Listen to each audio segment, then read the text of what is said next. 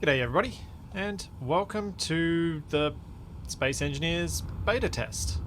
I was just creating a quick list of things I wanted to test for this, and so far I have the event controller, because that's honestly the block that I'm most excited about, because that's the block that gives us the ability to potentially do things that only scripters could do, but without scripting. And as someone who bad at scripting, that's really, really nice. There are so many things with that I think we'll discover we can do over time that I'm really, really excited about, because it's something I've wanted to do. There are so many little things like just if this, then that. If we could just do those things, it would make so many contraptions in Space Engineers within reach of someone who can't write scripts. I've already been mucking around, as you can see, with this solar tower with the custom turret controller sun tracking, and we'll go through that shortly. There's the small grid connector, and then I was going to do the AI pathing stuff last, because I think that's the area where we're going to probably run into the most little niggly issues and have the most little things to have to try and figure out. And that's going to be I think, a bit tricky comparatively. So, critical. yeah, I think those are going to be where the problems are. So the solar tracking, let me show you how you are supposed to set that up. So we'll create a new grid over here. Let's grab a battery. And then make a little bit of a tower. Rotor for azimuth control. Hinge for pitch control, elevation control, and then just a couple of blocks. What we're also going to need to put on something like this is a camera.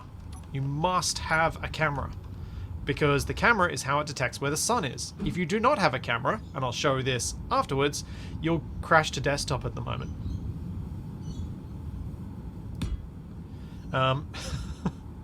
So don't do it without the camera.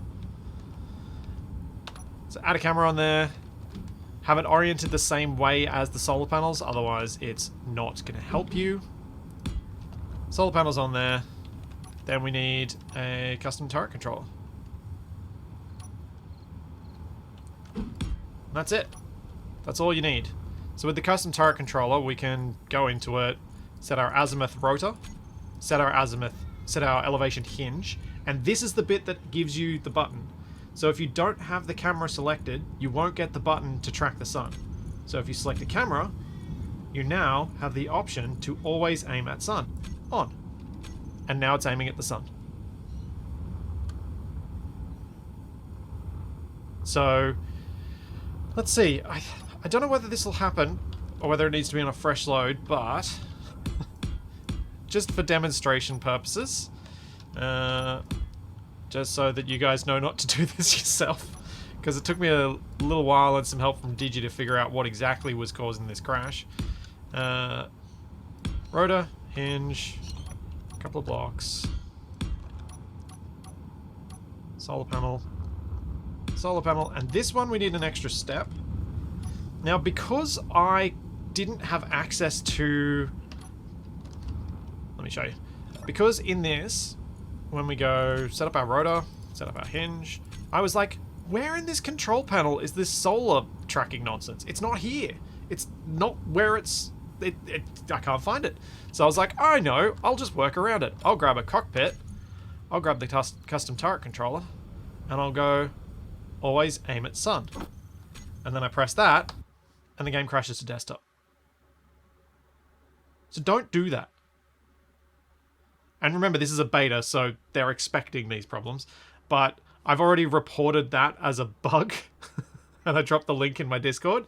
But yeah, that's a thing. Don't do that. That's bad. You don't want that.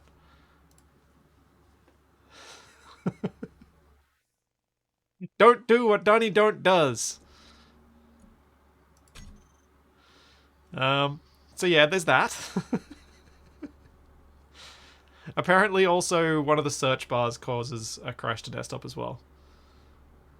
Is that as bad or worse than pressing P? Oh, it's worse. It's so much worse. Huh, apparently this saved before I even built any of those things. But I don't... I can't think of other things to show the solar tracking for. Like, why else you would want it. The thing is, with the solar tracking, because it's using the camera position, it doesn't actually matter whether you've got solar panels on this or not. It'll still track. So it can be oxygen farms, it can be whatever.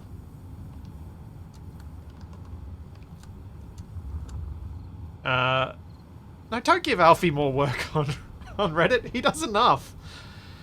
That man is that guy's probably taught more people about Space Engineers bugs than I have. What happens if the camera gets damaged? So if the camera gets damaged but existed at some point, the game won't crash.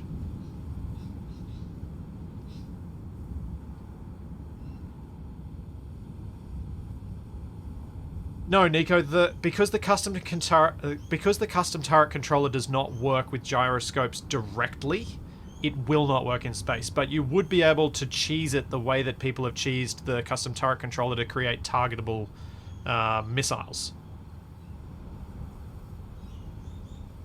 So you would be able to use it where... So you can, with a custom turret controller, set up a system where if the mass is distributed correctly, the custom turret controller can actually steer a ship.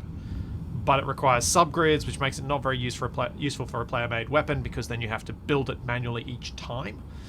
You can't print it. So, yeah, you gotta... You technically could do it, but I don't think it's really practical. How did I know if it doesn't crash? Because I tested it. So this one has a camera. We've got the ability to turn it on, tracking on, on off, on off, on off. Game isn't crashing. Fuel critical. Remove the camera. On off, on off, on off, on off. Game isn't crashing. Fuel critical. So, yeah, it seems to be the state... The ability for the state to be attached to the custom turret controller must be generated when the camera is first attached to it, but once the camera has been attached to it, it can safely be switched on and off, or something along those lines. So there's that. Honestly, I think it's really cool that we've now got base game solar tracking. I think it's something that has been needed for a while. I always thought they were going to add it as one of those inbuilt scripts that you can add to things, but I think using the custom turret controller is a equally simple way of doing things, and I think works quite well. Camera on the grid but not connected to the CTC, still crash. Or at least when I tested it before. But yeah, so that's the sun tracking. The small grid connector, I reckon, is the next easiest thing for us to have a look at. Let's grab the butterball for fun, because I don't have many Atmo miners.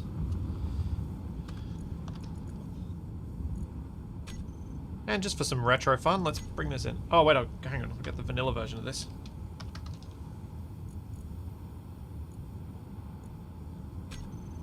There we go.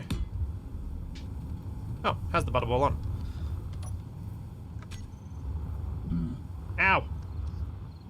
I would be very surprised if Keen would increase the difficulty of anything. It's not really their MO. I don't think Space Engineers is a difficult game from a game threat perspective. It's only a difficult game from an engineering challenge perspective. Ooh! That's right. This is pre-me having an issue with P. We'll just ignore that.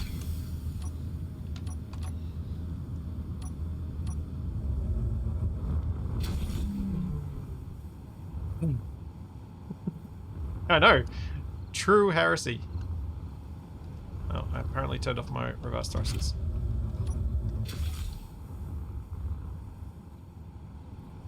So, with the new connector. So the new connector is just the ejector. There is no more ejector. We just have the small connector and large connector. Which, you know, makes sense because a large connector is also an ejector. So you don't need to have a separate ejector and connector block. The connector already includes the ejector block function. So on the bottom of this, I technically now have 4 connectors.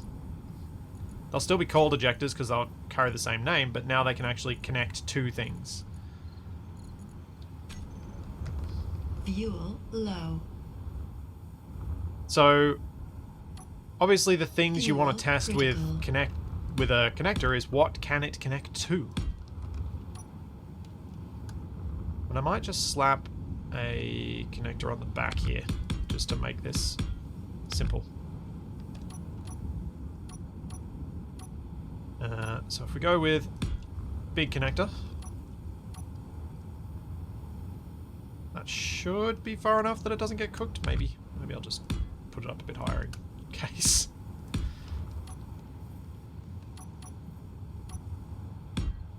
And we'll go large and small. I'll give that another little bit of space. Large and small. Then we've got over here big connector.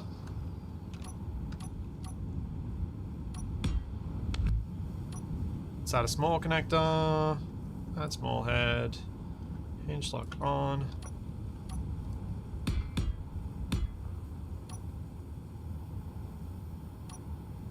Then... yes, small grid ejectors are back to being connectors. That is exactly true.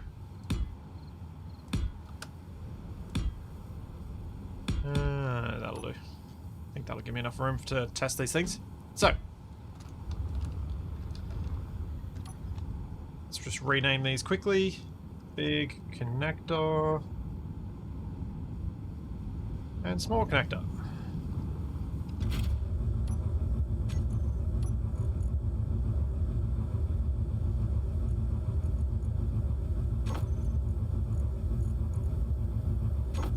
So we got big on the left, small on the right. So, we obviously want to know whether these things can connect. I've already messed around with this, and the small one only connects to the small one. So if we have a look, we're getting the nice ready to lock there. Did I just select the wrong one? I did.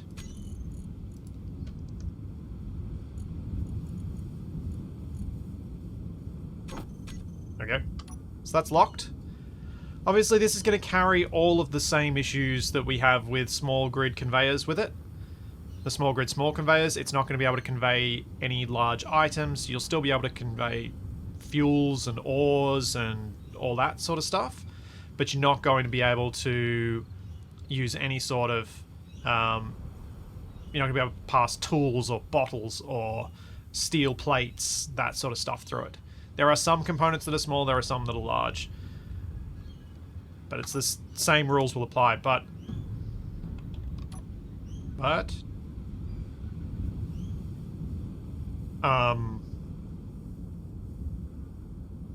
interesting. That shouldn't have happened. Oh, I ran out of power. That should have happened. Wow, that blueprint really does not have much power on it, does it?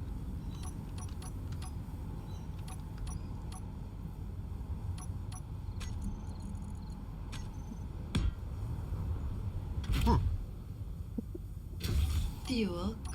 Testing going well. Now I'm making an idiot of myself. Oh, I really need sneaky sounds on. I forgot to add that. That's loud. Loud!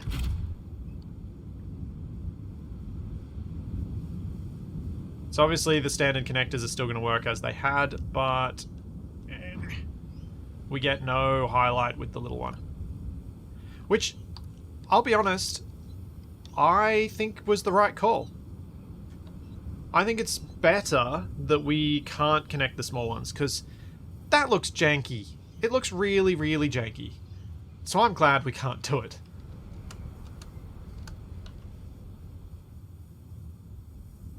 And similarly, here we go.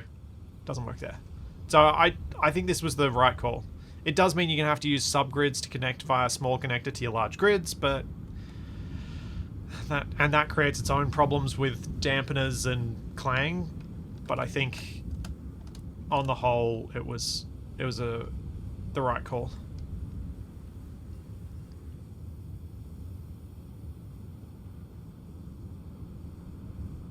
Yeah, ammo is able to pass via a small conveyor, so that's not a problem.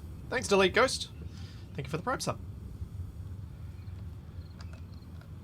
So that's the connectors. Fuel I don't really think there's much else to say about the connectors. They are a change that I think is good.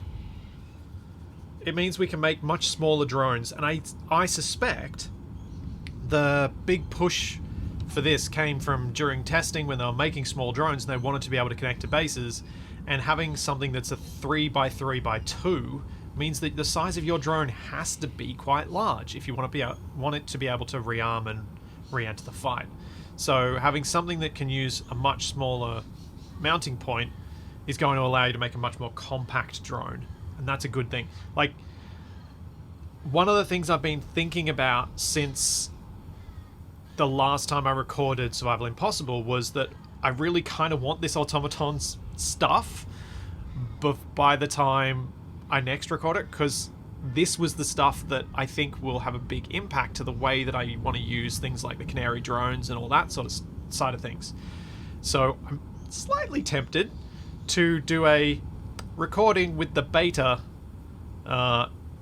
this week for Survival Impossible to see if I can make use of this stuff in it, even though it would possibly break that save.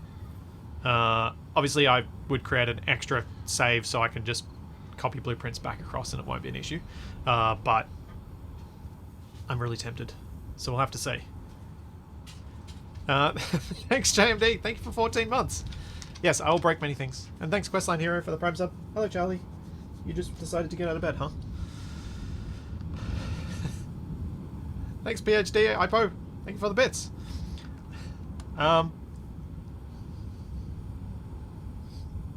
Yes. Yes, you can 100% eject stone out of a connector. Anyone who's used a large grid mining vehicle... I wonder if I've got the teal...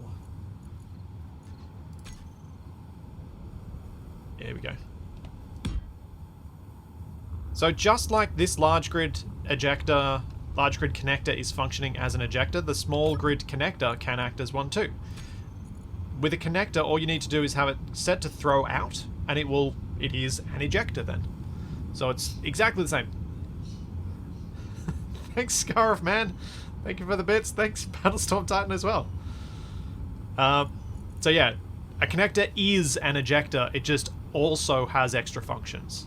An ejector is a pared down connector, so I think it's good that that's gone, and good that that's changing.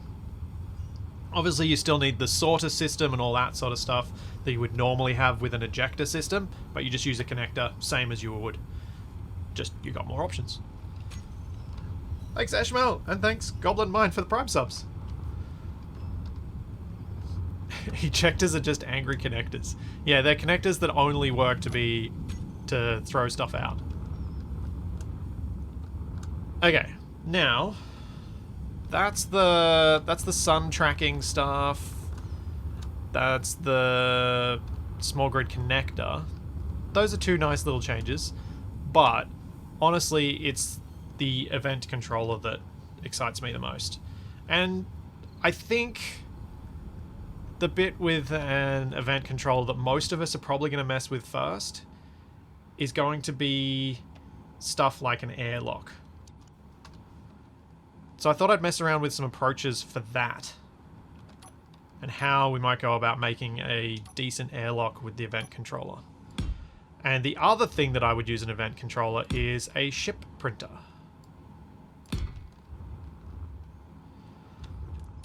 And then after I've done that bit, I'm going to mess with the actual AI blocks, but they're, yeah, Them I'm leaving till last for my own reasons.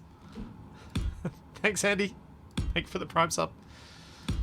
Just so that I don't bonk this out of the way with something. Just give it some control.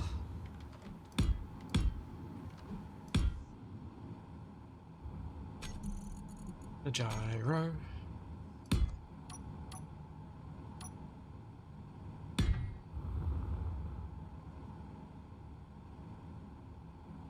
That's more than I wanted.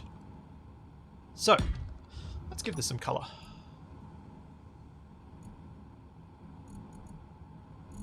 Yeah. We have no idea when the beta will become a final release. I think it's quite sensible that Keen aren't saying when it will be, because I'd be worried if they were saying when they thought it was going to be, since they don't know what bugs you're going to find. Critical. And if they don't know what bugs you're going to find, how do they know how long it's going to take them to fix it?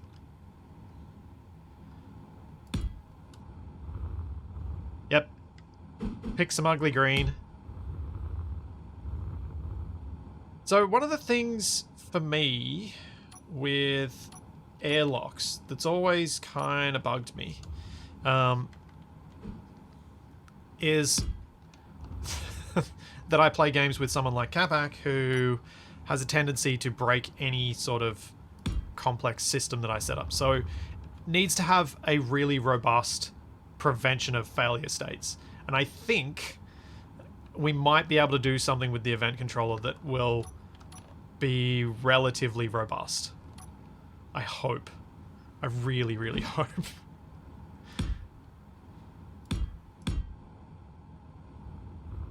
Thanks so much, Noobtastic. Thank you for the 1,000 bits.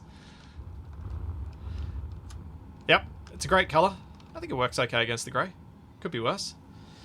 Let's get some windows so we can get this airtight. So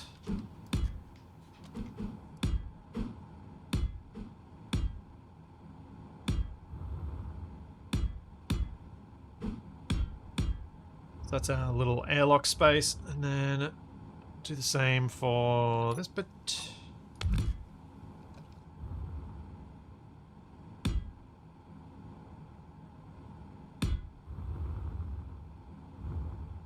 If we find something Capac proof, I'll be amazed. Yeah, I would be too. But that's kind of, I think that's the goal. I think as a group we might be able to come up with something that is reasonably resilient to people who have a tendency to either intentionally or accidentally do things out of order. Now, first setup, I'm going to link these, but I actually think there may be reasons not to link these to the same system and have a separate, isolated O2 tank just for the airlock. I think there may still be reasons for that, but we'll see.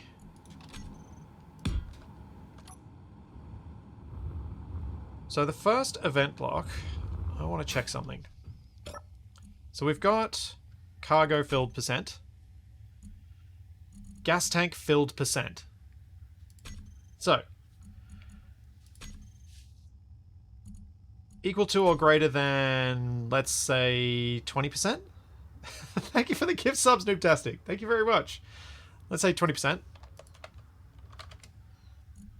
What it's going to do, so the tank we're going to use is this oxygen tank. We're going to select actions, and at 20%, it's going to turn this off. And when it's below 20%, it'll turn this on. So that's going to turn the O2H2 generator on or off when the tank reaches a certain fill state, so that we won't overfill our oxygen tank, always leaving room for this space to be depressurized into. So that's the first failure state that I think is most common for me with airlocks. Thank you very much, Shadow. Thank you for 5 more gift subs. I hope your week of crazy programming has been going okay. So let's put some ice in here. Let's see if that's actually going to work. So we're at 2%. Let's hop into the control panel, be easier to see there. See if this switches off and stops filling at 20%. Hey Tex, thanks Steinmeier, thank you for the bits. And thank you Kyver for the Prime sub. Yeah, this may mean no isolated tank for airlocks. And that's kind of one of the things, the main things I wanted to test about this was that can we use this to fix up some of these core little problems?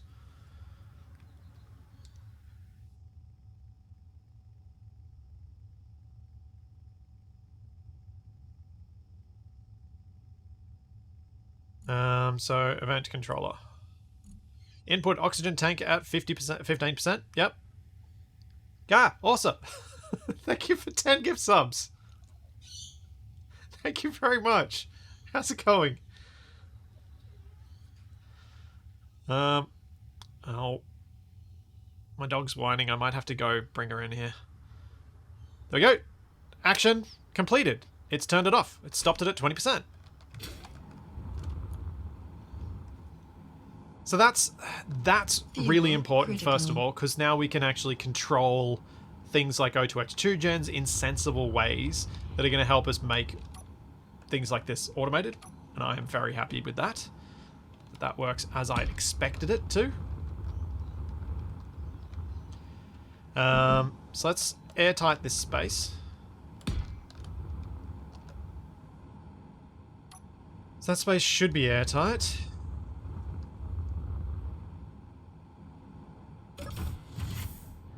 Yep. Now obviously that's currently off. If I open this door and vent this, it should switch state. Because the tank's gonna, or it should have, actually it probably already did it when it started filling the room. This will be back at 20%, yeah. When will Build Vision be vanilla? Oh, yeah. Thanks, Fucker Stampfer. Thank you for the Prime sub.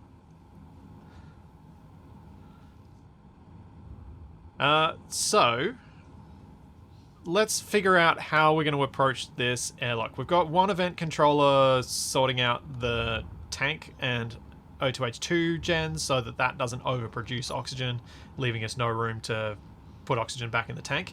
And I think for ships in space, that's relevant. For when you're on a planet like the alien planet where you've got a tiny bit of atmospheric oxygen that you're just pulling in through a depressurizing vent, not really relevant. But on a spaceship or on an asteroid base, that sort of thing, I think it matters. So we'll get another event controller. And what I was thinking about was we would want to have a situation where trying to think through this in a way that prevents problems. And I was kind of struggling. So what you need ideally is a setup that does not allow both of these doors to be open at the same time, and in fact disables the alternate door when one is open. So we could do that with a pair of event controllers, and I'm 100% sure that whatever system I come up with here will have an unnecessarily large amount of event controllers, but I think that's okay. In fact, this might be able to be done with one. What I was thinking was, if we pair this, if we select this inner door, so I'll rename these doors to inner and outer.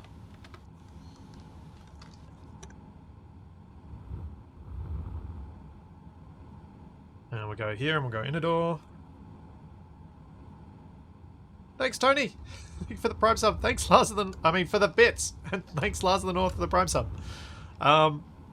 So, we've got inner and outer. We'll go to one of these, and what I'll do is I will select the event of door opened.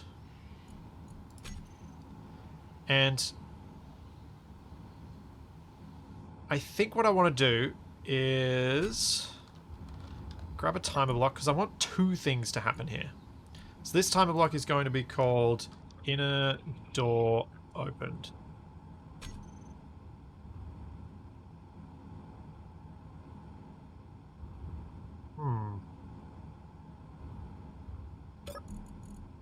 Bet we can break this, but I'm going to try it. So door opened. for inner door is going to set actions of inner door opened,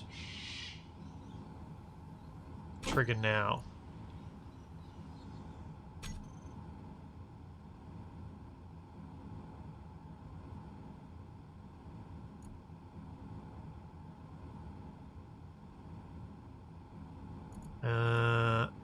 Then the timer block is going to... I was thinking I might need 2 time blocks of this, but what I was thinking of doing was whenever this is opened, this door gets shut and switched off. But we'll probably need a bit of a delay on that to make that work. So we probably do need both timer blocks. So the first step would be this timer block is going to close the outer door.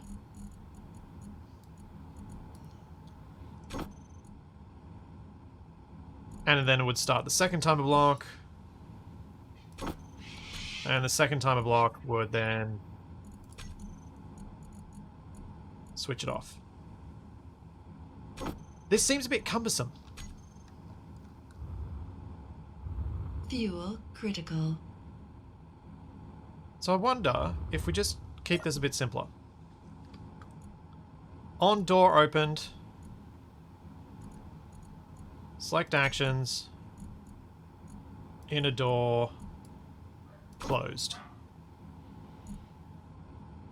So this is on this setup with the 2 toolbar slots is the same as with a sensor. So it's on action.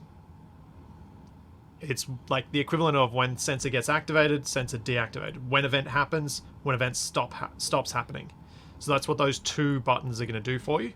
So if we had this set to open on the other one, what should happen when I go over here is... Uh-oh. I think I might have broken it. Did I just select the same door? Or have I just broken the sound system again?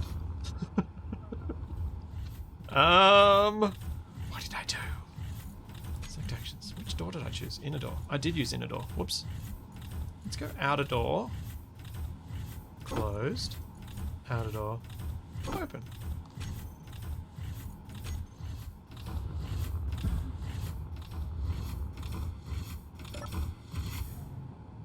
There we go. So that does close, but we do lose all the air before then. So there's that. And then I open that, and that'll open.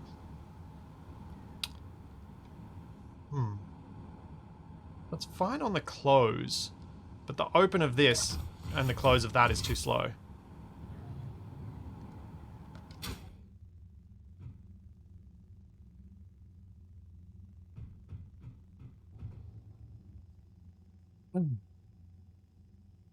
Yeah, you need to have it set up to close the outer door first, which means I think what you need to do to make this safer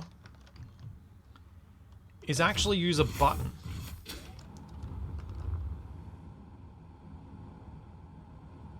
And have the doors set up to be off. Because if the doors... Because unfortunately we have no ability to lock a door from a friendly player's use without having them off.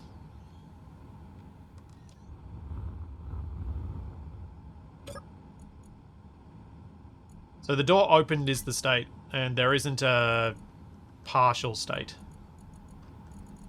It only changes when it's fully opened for the event controller.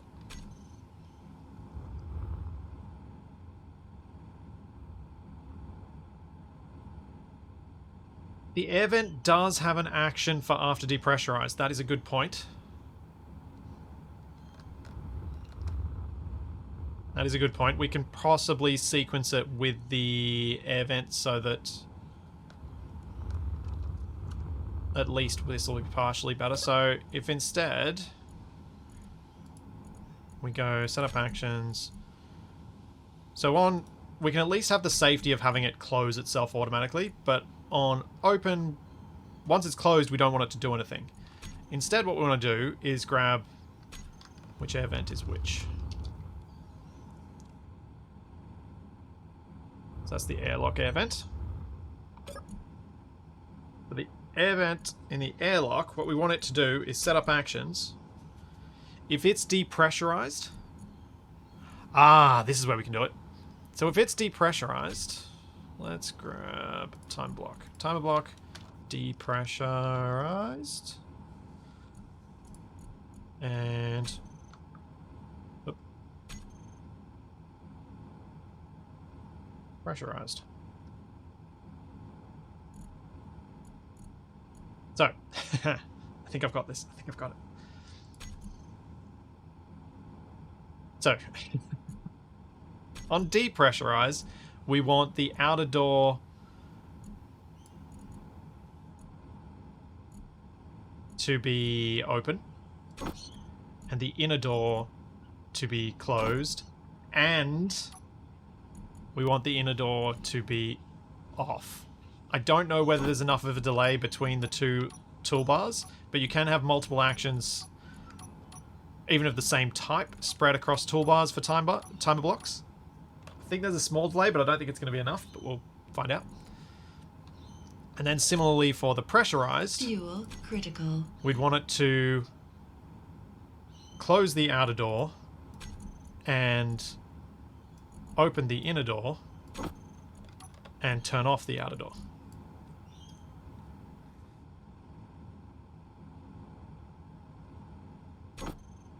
So you want to kind of start it. I'm breaking my brain. I think I'm going to have to think through this one a few times. But I think it's kind of it's a fun way of messing around with the event controller anyway.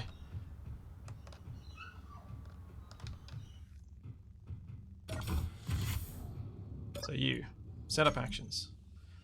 On pressurized, trigger now. On depressurized, trigger now.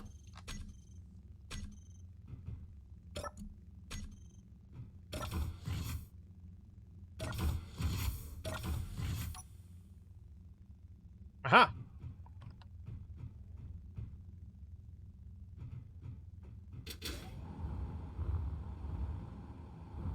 Yeah, I know they're both going to get turned off.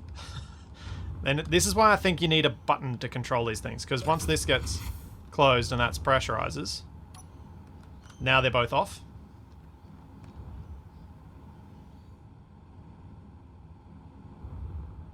Thing is, that setup is kind of safe for the moment.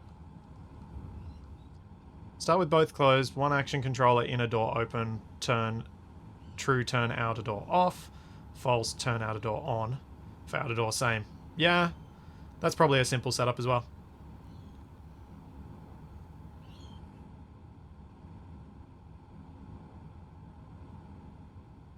So the reason... Is that going to work with a sensor trigger? Yeah, you can do it with sensor as well. You could use a sensor instead of a button, it's the same thing. The only reason I added a timer block was to close the door and shut down the block, because it can do both things. With the event controller, it's the same as a sensor. It only allows you to do one action. So if you want to do multiple actions on the event happening, you need to send that to a timer block to do those multiple events. Aragath's system was broken by Zoc within a few moments, so I imagine Capac would break it even quicker. That's what kind of inspired me to have a look at how you might avoid it being broken. And the way to avoid airlocks being broken is to switch off the doors whenever you don't want the doors interacted with. So the AND function on the event controller is not what you're thinking. The first action is triggered if each block meets the condition.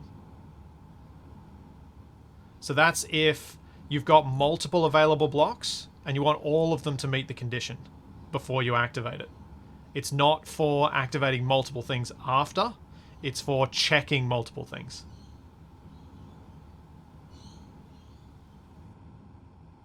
Because if I selected inner door and outer door, it has to have both of those set up the same. Yeah, it's an if-else. No, you cannot do multiple actions with the event controller toolbars, I think. Oh, no, you can. Okay, you can. I never found that. Maybe you can do that with sensors, too. Huh. You probably can do that with sensors as well, and I've never found it before. Why have I never thought to mess with the toolbars in these things?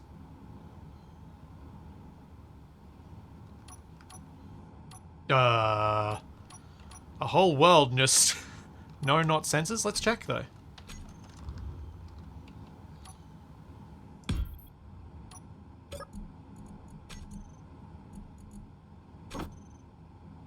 Oh no, sensors don't have it, but the event controller does.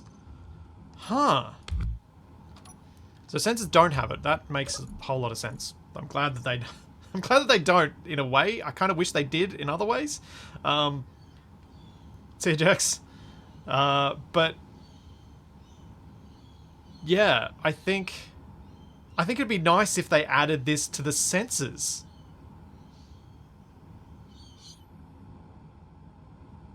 If it's intentional, then the event controller should 100... The way that you can go between toolbars on the event controller should 100% be a thing for sensors as well. See if the second bar action actually fires. Alright. Let's do it in a nice, visually obvious way. Like 1, 2, 3, 4, 5, 6.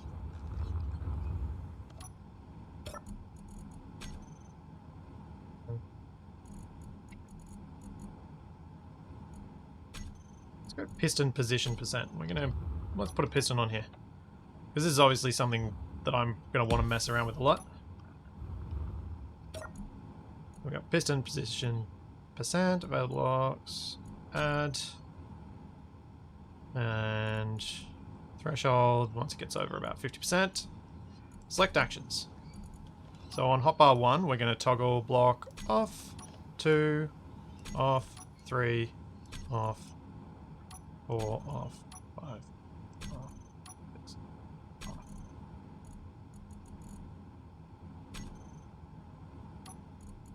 Should have done the toggle on as well. So we can toggle them on and off. Alright. Piston controlled lights. Yep.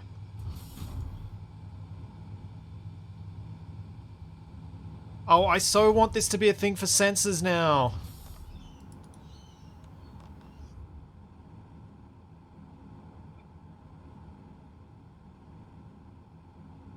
Please give us, please give us multiple hotbars for sensors. Oh, that'd be so good. Hey, Alfie. How's it going? Thanks, Alpha Whiskey. Thank you for the Prime sub. Sensors can trigger groups, sensors can trigger timers, but if you give us multiple hotbars for sensors, we don't need a timer for lots of things.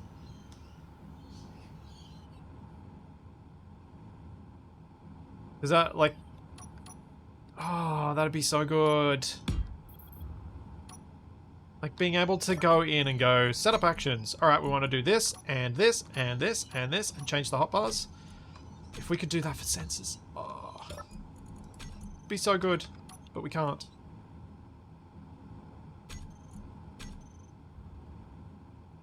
Can a sensor trigger an event block? Why would you want to sense... I mean, yeah, I don't see why it couldn't. For a second I was like, why would you want to do it? And then I was like, oh yeah, I know why you want to do it. Event block. You can increase its threshold, decrease its threshold, or toggle it on and off. Or the AND gate on and off. So you can change a few settings on it with the sensor. Timers can have multiple hotbars, yes, and they're activated in sequence. I think it's might be like one game tick between them, but they do get activated in sequence. I messed around with that in a... It may have changed. It was a long time ago, but I messed around with that with a world that had like a sim speed down at like 0.17, and you could actually you could perceive the delay.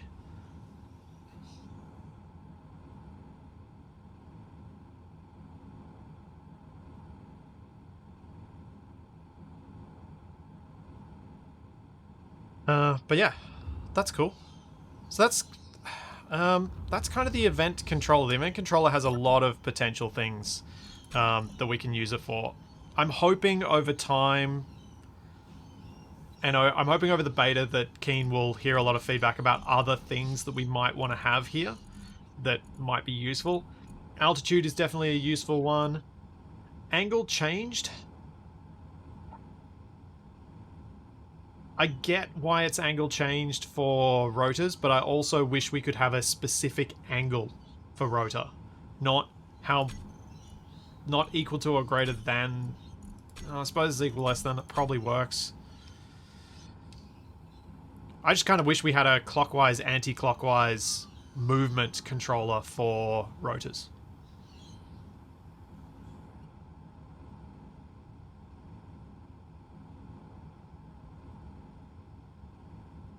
Oh, you thought the angle change was grid attitude? No, no, no. It's for rotors. So, or hinges, which are just constrained rotors. So if we slap a rotor down,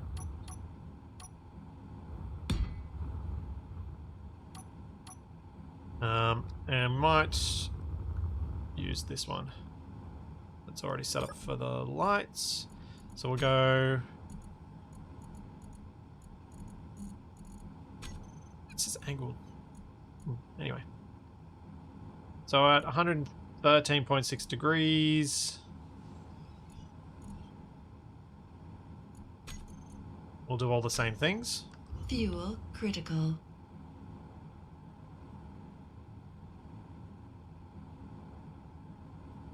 Lights should turn off at around there. Yep. And then we come back and they'll turn on.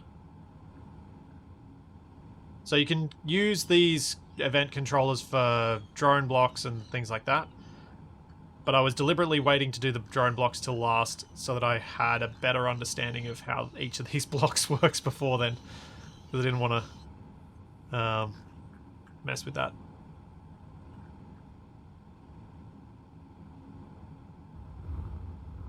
Thanks, Ecto. Thanks for the Prime sub.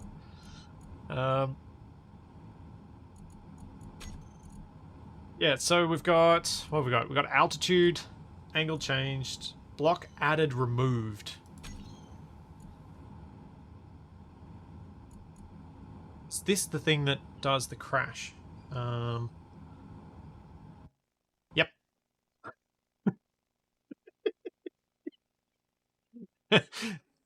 Don't use the search bar. Crashes the game. Deadlog. So those are the two crash to desktop that I know about so far.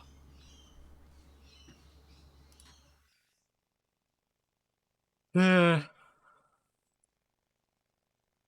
first one is related to the custom turret controller and telling it to track the sun when it doesn't have a camera. That causes the game to crash as well. Thanks, Mr. Tinman. Thank you for 13 months.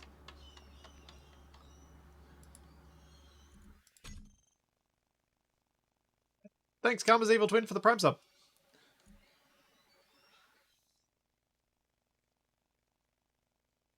Is it possible to trigger the different blocks at different values? You'd need multiple event controllers for that, I believe.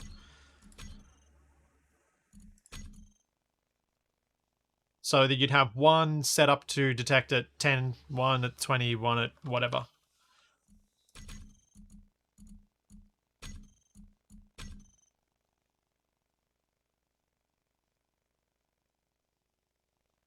Yeah, the angle changed thing, the piston distance detection, all these sorts of things are going to make it possible to do some really complex contraptions without ever touching a script. Yes, there are small grid event controllers, so you can compact them down as well if you want to put them on a subgrid.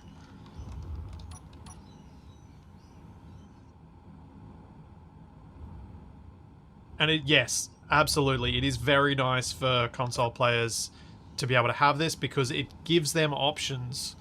But it's not just console players. I can't write scripts, so I need these things too. Connector connected is another thing. So connector connected means we don't need a docking script anymore. When that connector is connected, batteries go to recharge. Your your tanks go to stockpile. This goes to this. Like all those things that we do naturally on connector being connected or disconnected, we can do now.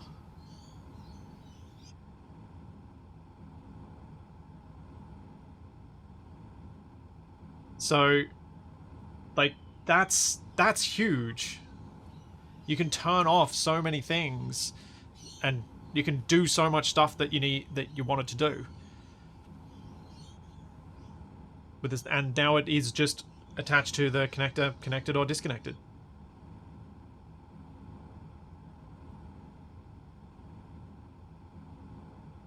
So that one's huge.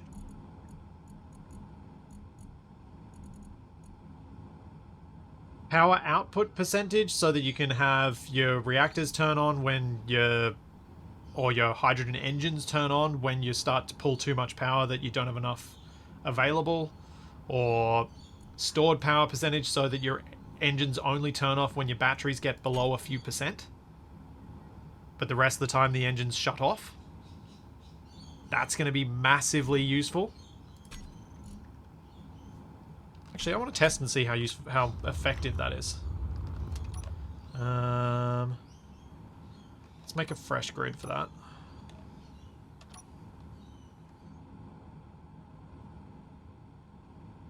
Let's do that down on the planet, because I want to anchor this.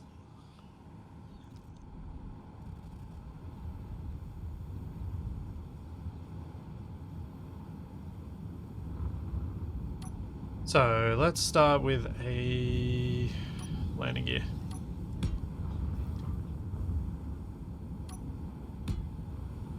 Battery. Let's get an Atmo thruster, a big one.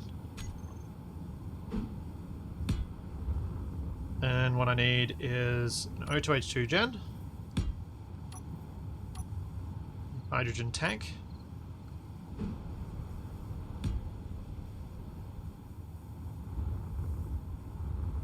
a cargo container to make it easier to throw some ice in here,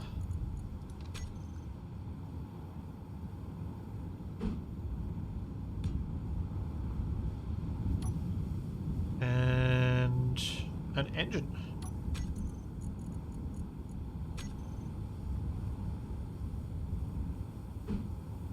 The event controller.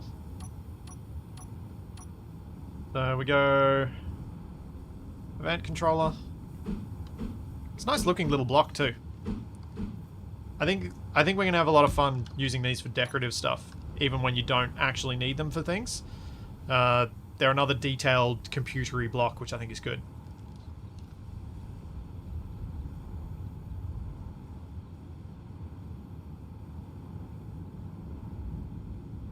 Would you like a rotating right, left? No, I'd like rotors to have... So where pistons have an extend retract, I would like rotors to have a rotate clockwise, rotate counterclockwise. If we had that, then all my problems with rotors would probably disappear. I'd find new ones, but my current ones would go away.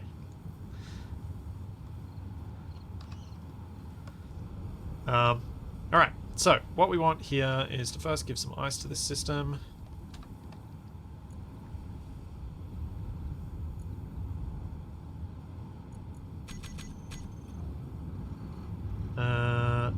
And for this event controller,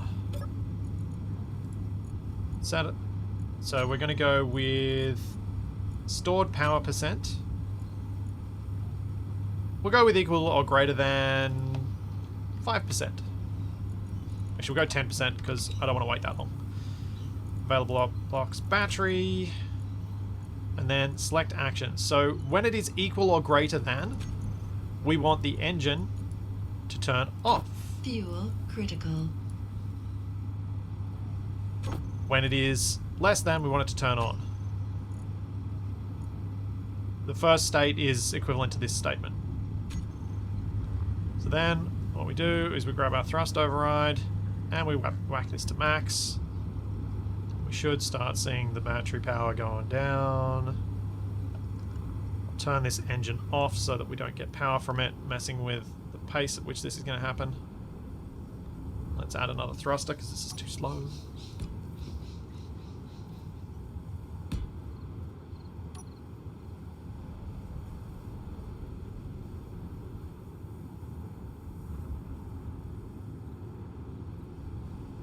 Still too slow.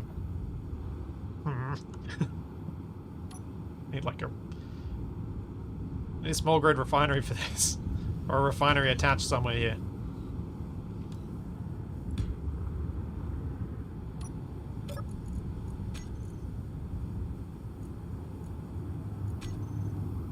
There we go. See you, Shadow. Good luck with your pitch. That's a bit more reasonable. If I set the event controller to 20%.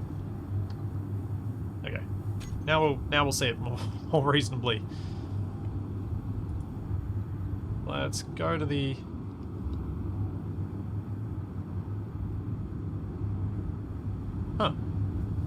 my thruster plumes are gone. Weird. Anyway, event controller. Input battery at 21.6. Hydrogen engine is off.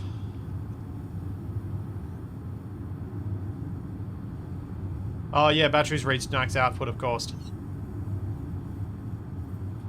That's exactly what I wanted. There we go. Engine just turned on. We turn these off just to let the battery come back up.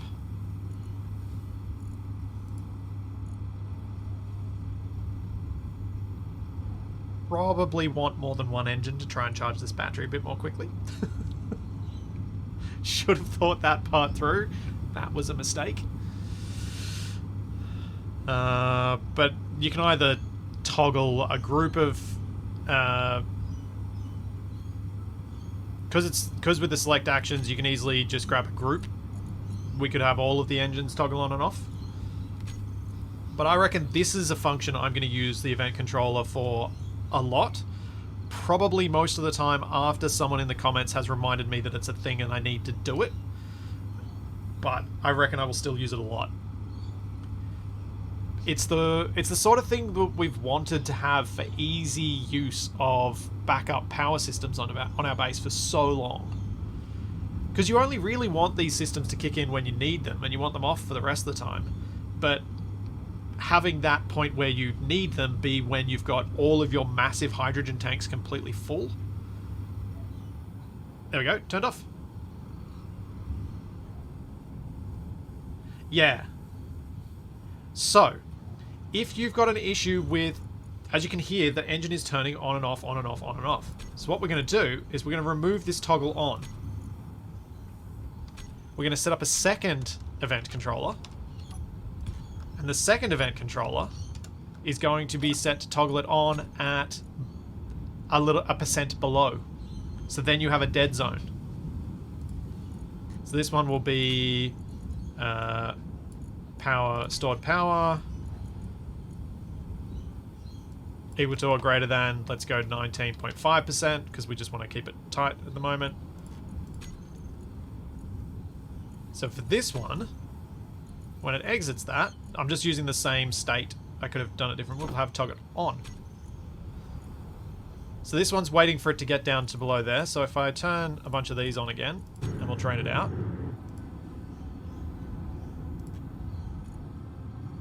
There we go, engine turned on. Turn them off again. Yeah, shouldn't have closed things. It'll get back up to 20% and then turn off. Then it'll go down to 19.5% and turn back on. And so that dead zone of 0.5% will stop you having that constant state trigger change where things are going on, off, on, off, on, off, on, off, on, off. If you just use two. So you can do a similar thing to create a dead zone with lots of things. This is my easy way. There may well be a way, but I just can't think of it within a block. I think you kind of need to have two separate event controllers to do this. But it's a fairly straightforward thing to be able to do. Like, we can quite easily do this. Thanks, Zinder. Thank you so much for 3 months in advance. Why not leave the engine on? Because then you burn through all of your hydrogen fuel that you might need for your hydrogen-powered ships. And you only want the engine to turn on when you are low enough in power that saving fuel for your ships is less important. So let's have a look at how this state actually works with the multiple blocks. Because I haven't really tested that, so I'm not super confident. So if we have 2 blocks, and we go back to our event controller, and we add the second block,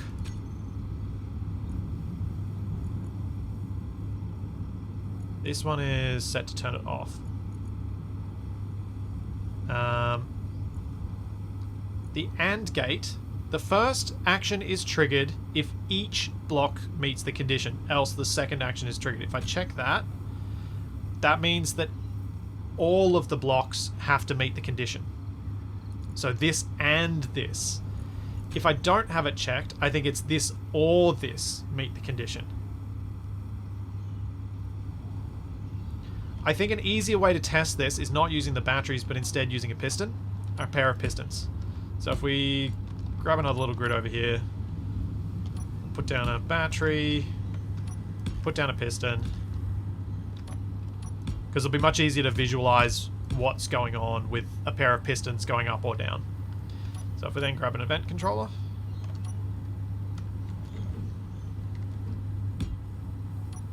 what we're going to do is have a... Let's put a spotlight down because I like lights. Lights are very good indicators of things. Alright, so event controller, what we're going to do is choose piston position percent greater than 50 for both of the blocks. Select actions. When it's greater than 50, we're going to turn that off. When it's less than 50, we'll turn it on. And we'll do the same with the other light. Off, on.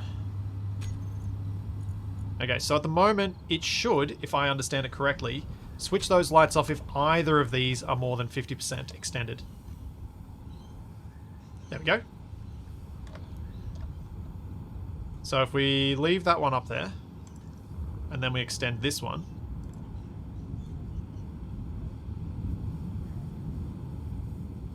and then we retract this one. Ooh.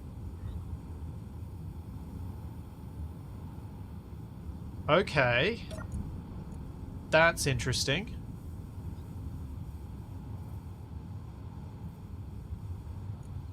Very interesting.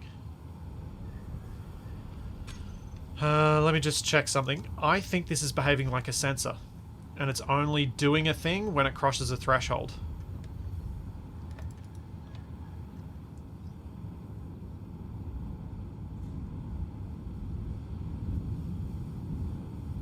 Yep. Huh. So let's select the AND gate now.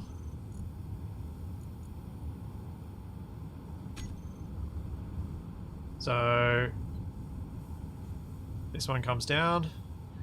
Nothing happens. Now, I think this one's going to have to cross that threshold. And then this one cross that threshold for anything to happen. Yep.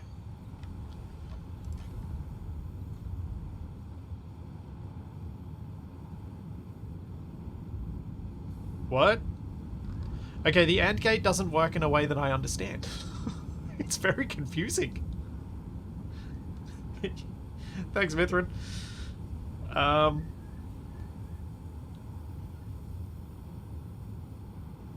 What did I select? Piston. Equal or greater than. Shouldn't that be...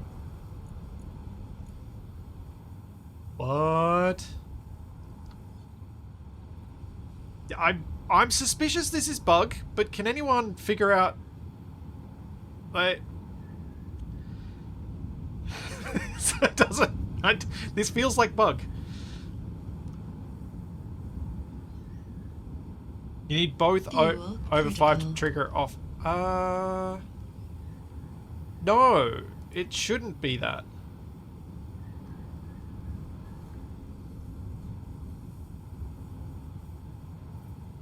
Or should it? Yeah, so it'll be... Okay. So what I've set up is if both are greater than 50%, then switch off. So if I switch this to equal or less than, it'll flip the other way. Not bug. Bug in my brain, not bug in game. Because now, when 1 is down, nothing happens, but when 2 come down, it'll switch off. Oh, let's make that much faster.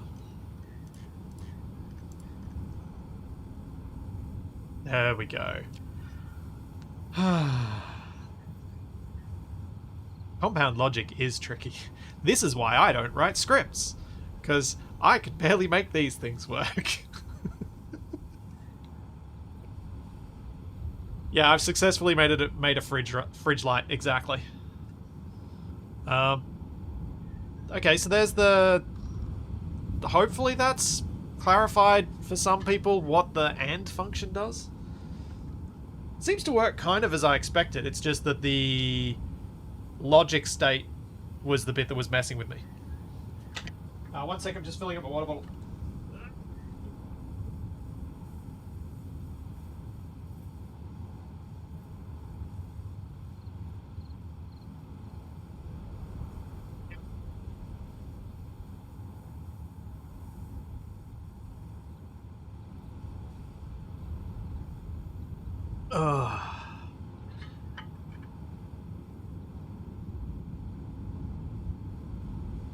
I suspect with a combination of these controllers and timer blocks and sensors and things like that, that people can create a whole bunch of effective logic gates for things.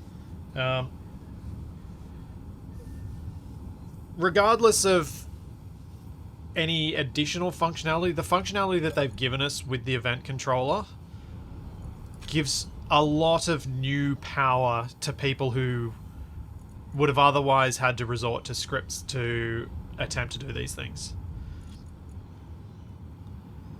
And being able to do things like have an event controller tied to, say for the ship disconnection thing we were talking about before, have one event controller detect whether the cockpit is occupied, and if it's occupied, then it'll enable another event controller, which then if the connector is disconnected, all these things will happen. Rather than which might create some safety, maybe, or might actually be a way to troll someone so that anytime they're in the cockpit of their ship, it'll disconnect.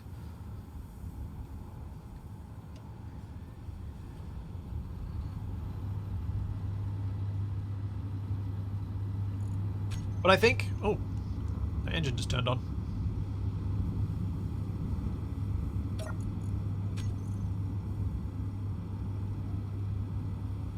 Yay! Yeah, switch battery recharge, exactly. So I think there's a whole bunch of stuff with the event controller that's going to be awesome. I can't think of other things to test with it right now. I'm sure there are things that will come up and things that'll happen with it. I'm not going to do a full-on tutorial video for it until release, but I might do like an edited down version of this stream, the stuff that we've tested in this stream, and put that as a beta video so that for those who can't watch the whole thing, I'll try and cover the key points and then do a full tutorial on how to get the most out of this once the release actually happens, because I imagine some of this stuff's going to change.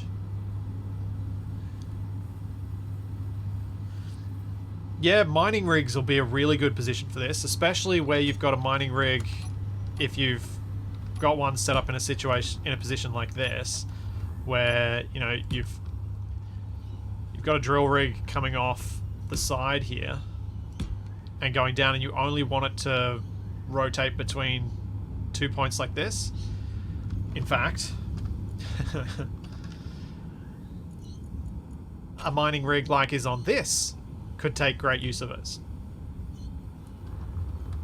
Let me deploy this thing quickly.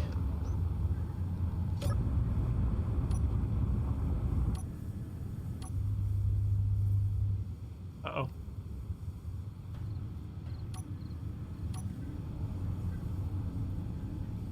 Oh, I've broken things. Apparently the custom turret controller, we should now be able to... Fuel critical. I can't remember how this thing worked.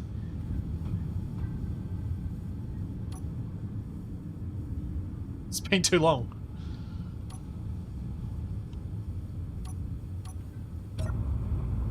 Alright, so let me show you what this thing was doing and why this came to mind.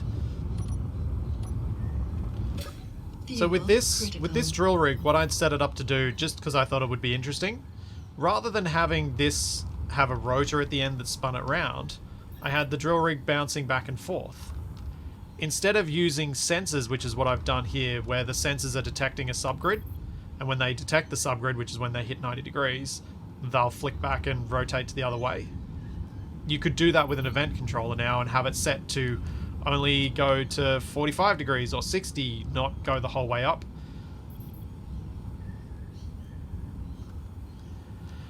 Yes, the new blocks can detect cargo fill percentage of specific blocks as well. So if you've got containers full and your drill rig is operating, it can be set to turn off when a certain container is full. Which is going to be awesome for those big stone mining drill rigs, so that you can have them turn off at a useful point. How goes breaking the automation beta? Well, I've had 2 crash to desktops discovered, so pretty well. But other than that, things are working as intended. I think. The next bit that I want to mess with is the drone stuff, though. That's where things are gonna get interesting. So let's grab the goose, and I'm gonna bring in... oh no, not that one. Vanilla one.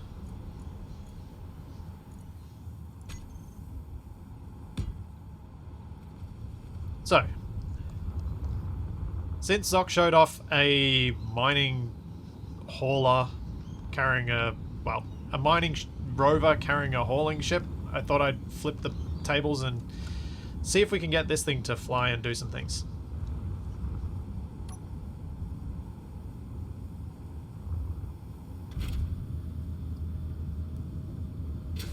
Remembering that last time I used it, the version that's on this has very little power. Let's give it... ooh, actually, let's give it a better way of doing this.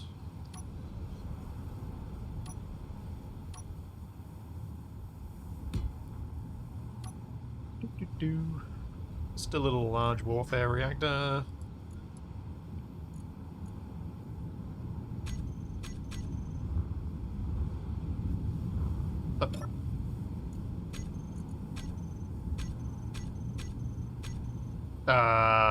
What?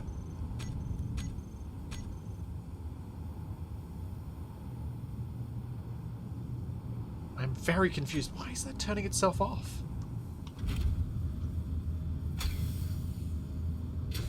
Fuel critical.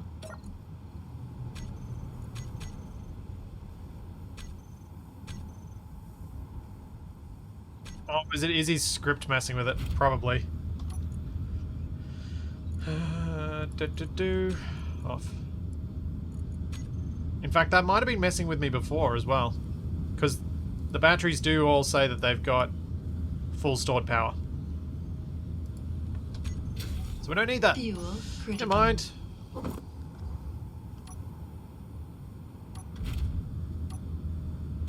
Joys of using ships you haven't used in years. All sorts of weird things will be done with them.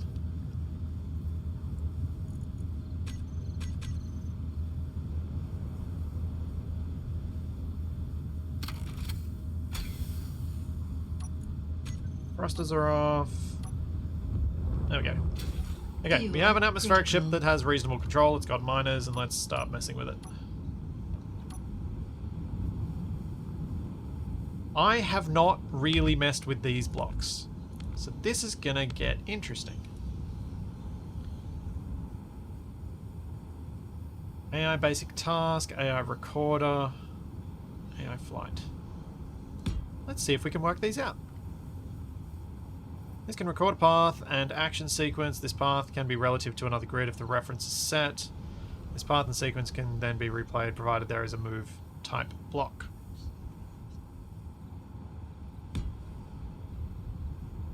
This can be used for basic customizable AI tasks. It can follow a player, follow and wander around a home position, or perform autopilot functions.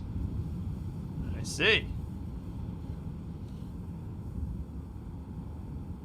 Not sure what I see, but I see things. Okay.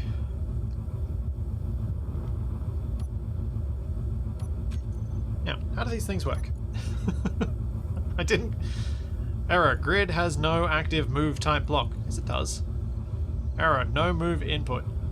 Please add, activate a task and or combat block.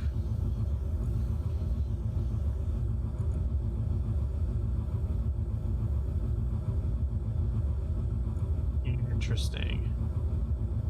Please ensure a thruster is available for each direction. This does not have a down thrust.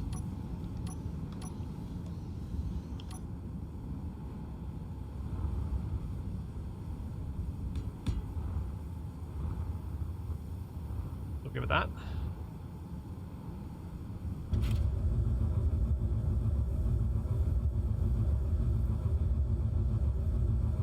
Oh, it probably wants a remote control on this too. Critical.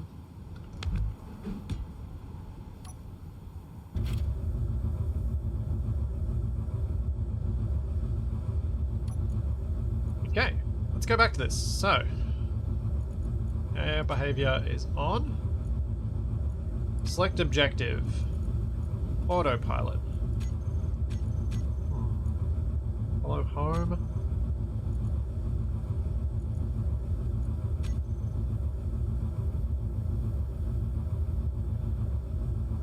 Minimum altitude, max pitch angle. Ooh, that's a nice touch.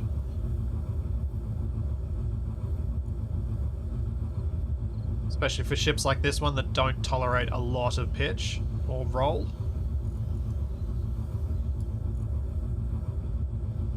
Line to planetary gravity. Collision avoidance on.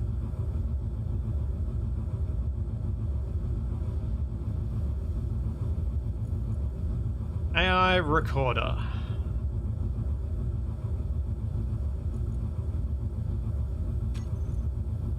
Stop playing the recorded path.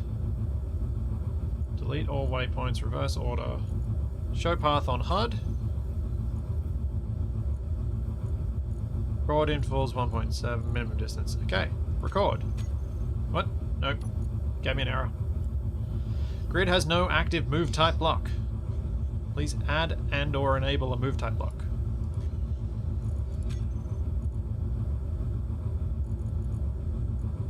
Okay, record. What?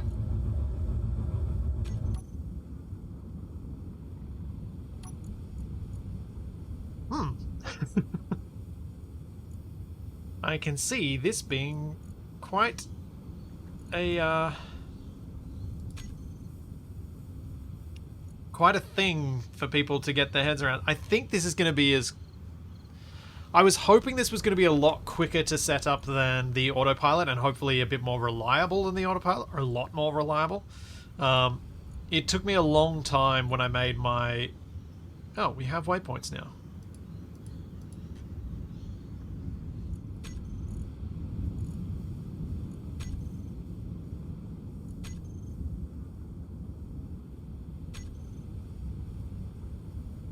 Okay, let's just...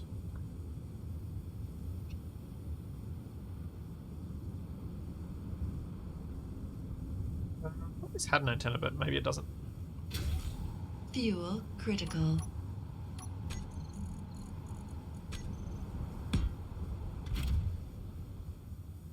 Okay. So it recorded those three and then stopped. Interesting.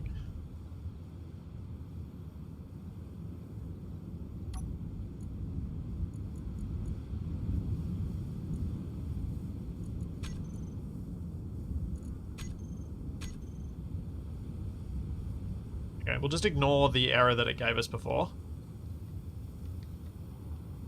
as we are definitely getting a path.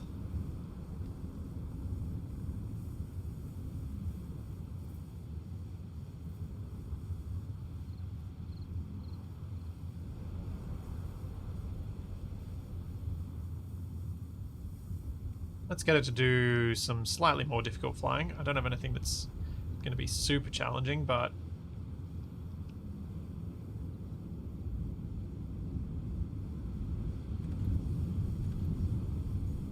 figure flying through. Ooh. No, I probably didn't give it enough angle to do some of these, to fly under that. But I think we should make it fly under a bridge at some point.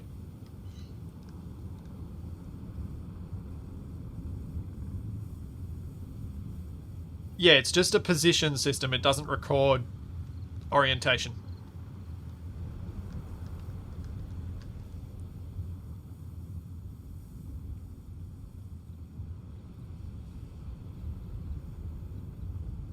Okay.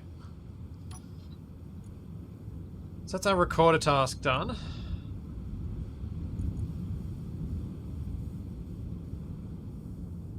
Stop. Play. AI flight move, AI behavior on.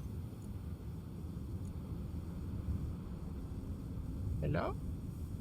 What do I need to do to make you move? Fuel critical. Need to set a task. Record a task. AI behavior on. Play.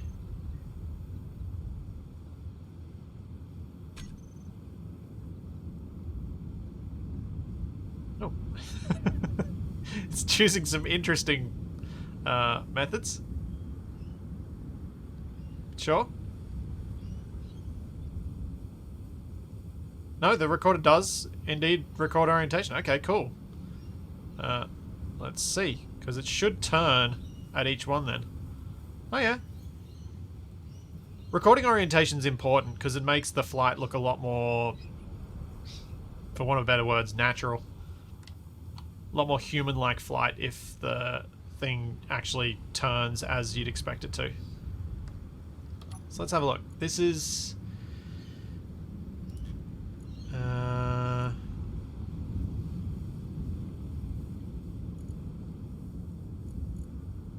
flight move, precision mode off. Collision avoidance off. Let's see if it moves a bit more smoothly now. Yeah, I've got it set to fly pretty slowly. So let's give it more speed. More speed.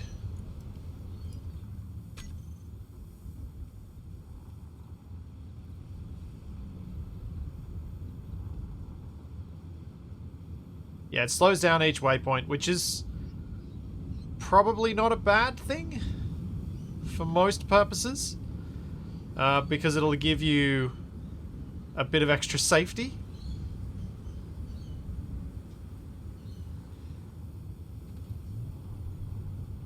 It will use more fuel, but let's be honest, if you're worried about fuel, you really shouldn't be using an automated system, because a human-controlled thing is going to be much better at being efficient.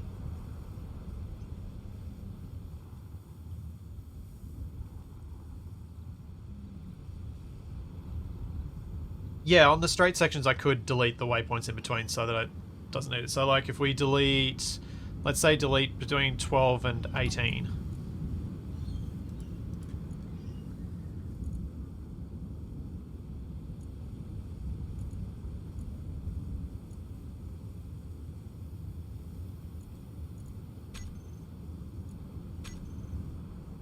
There we go. Now it'll go straight from 11 all the way through when we get back around to that.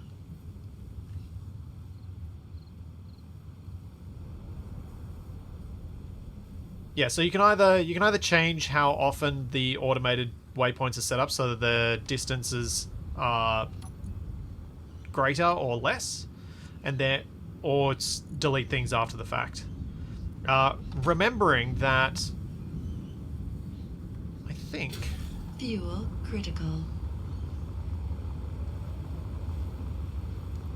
Yeah. Okay. Yep. So notice I deleted from 12 to 18, but there is still a 12th waypoint. Which you can kind of tell if I can get the right angle before I lose my antenna signal. So there's a 12th waypoint right there. Even though I deleted 12, it renumbered them all. So if you're going to be deleting multiple waypoints, start at the beginning. Or actually start at the end and delete backwards. So then your numbers won't be changing constantly. How will this affect Assert? It won't. At all. Not one bit. Because Assert uses Lucas's completely custom AI system. Yeah, the number system is not the waypoint, it's the index. Yes, not the name of it. Yeah. So it's worth keeping that in mind, and that it's going to be... it's going to be tricky if you delete from the start, because you're going to have to go back and check what the numbers are again and check them each time you come through, so... I'm hoping it'll affect vanilla encounters, Consti. I'm hoping they'll give this to some of the vanilla encounters.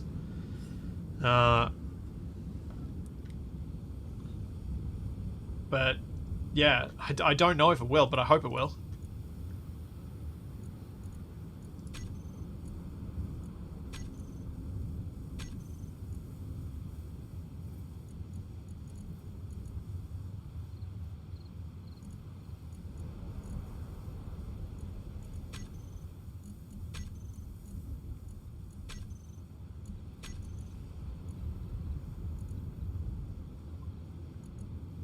How did I actually get this working before?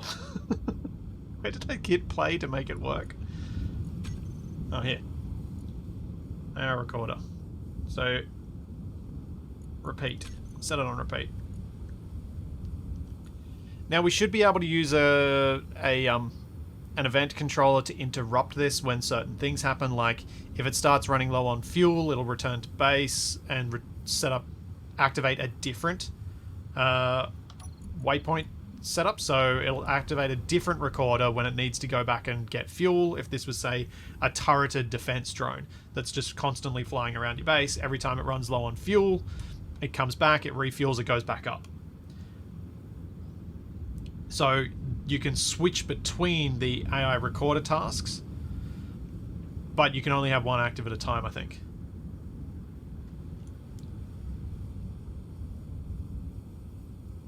Thanks, Unfluffy Dave. Thank you for 2 years. Thank you very much.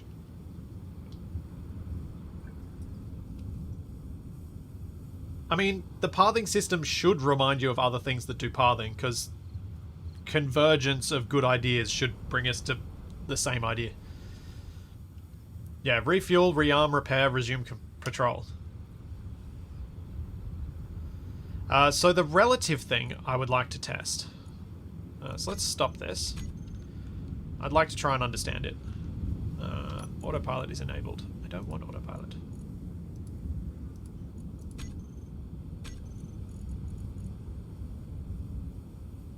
Where is the remote control?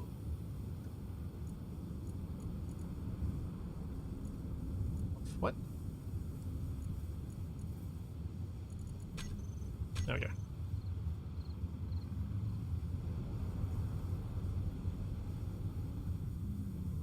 I don't think we yet have the ability to do auto mining. I can't see anything in the available blocks at the moment that would allow us to do automated mining. It may be something that's coming later, but it doesn't appear to be a possible way. I can't see an easy way, is probably a better way to say this. Fuel critical.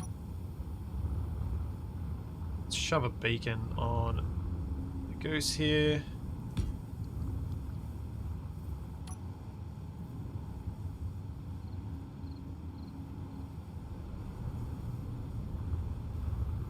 Then let's see what we can do.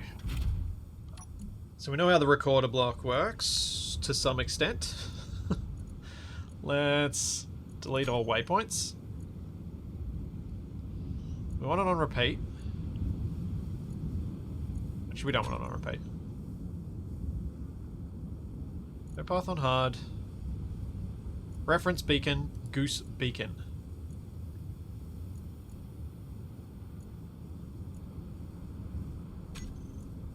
Oh, okay. You just select it and it's there. It's not like other things where you got to add it to the list. Alright. So we will select record. And we'll go up. Fly away.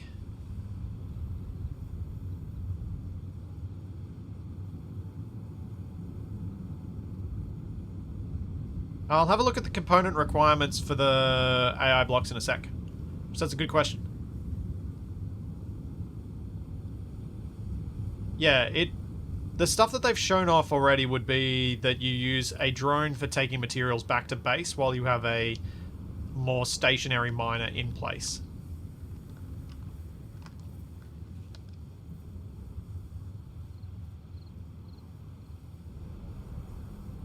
Oh, that's something that I think they should add to the event controller. That I don't know if it's possible yet. So that should be all we want for that. Let me just stop recording. So, the event controller... Fuel critical. I would want it to be able to detect whether a connector can connect, not whether a connector is connected. Or both, really.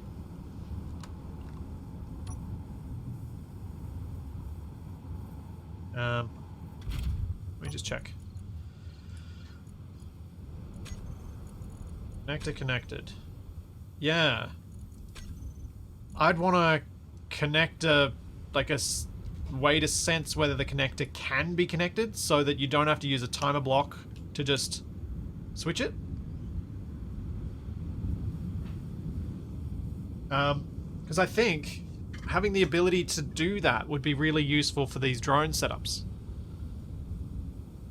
So a connector within range event, I think it should be called. Something like that.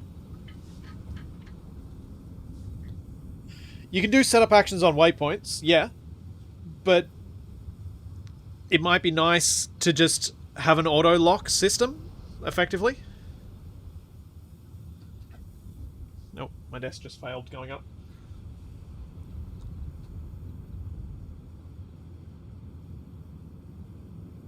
Okay.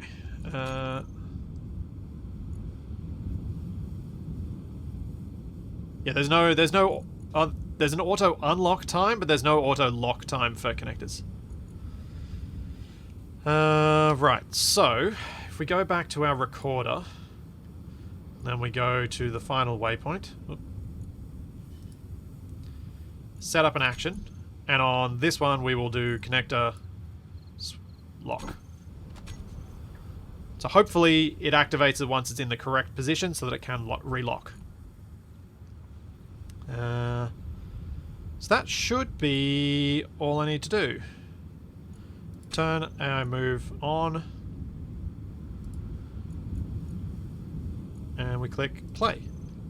Let's just see if it works while static first. Make sure this system functions. And while that's going around, let's have a look at how much these cost. They're just detector components. They're nothing fancy. You can build these blocks really early on in your game. There's no expensive thing to them. That's good.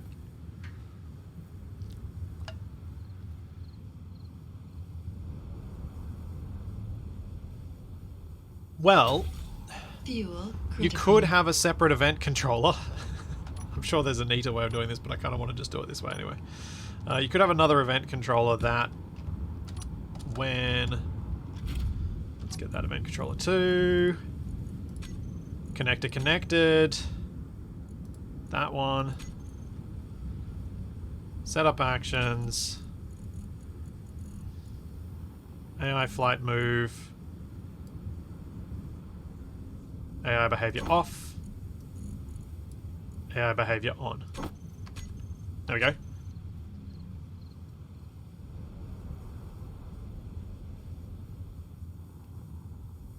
So, yeah, there are some slight issues with alignment, and I think for that, you might get a better result if you give multiple waypoints so that it can slowly get properly aligned. Oh, it's struggling with this bit.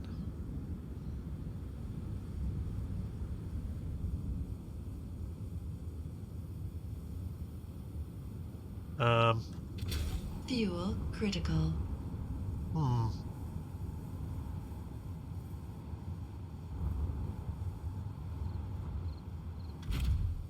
yeah, the disconnect, that's a good point. Event controller 2, select actions. You could also, on disconnect, do play. If we can select play. Can we do play? It doesn't look like we can do play.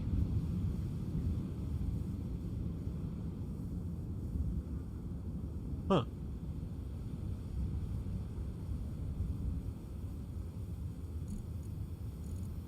That's not the right one. It's the recorder. That's why I can't do play.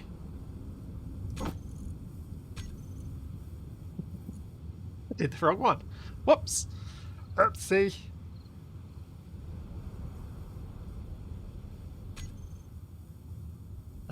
So it seems like it's failed here, so let's stop it. And let's go back.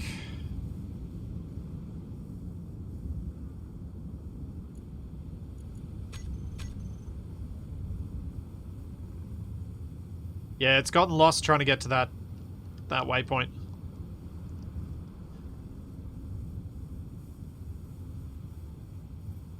So, I'm going to lock on.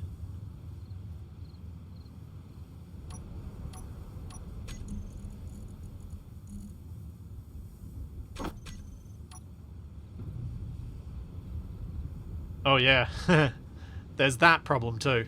Forgot about that problem. Fuel critical. Yeah.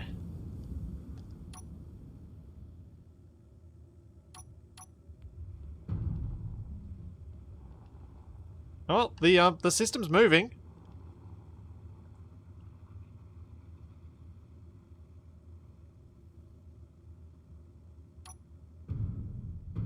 It's very much trying to fight me here, though.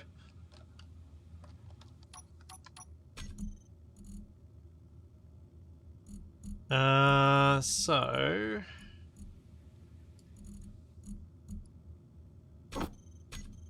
Theory, if I set up those event controllers correctly, if I unlock it, it should start flying.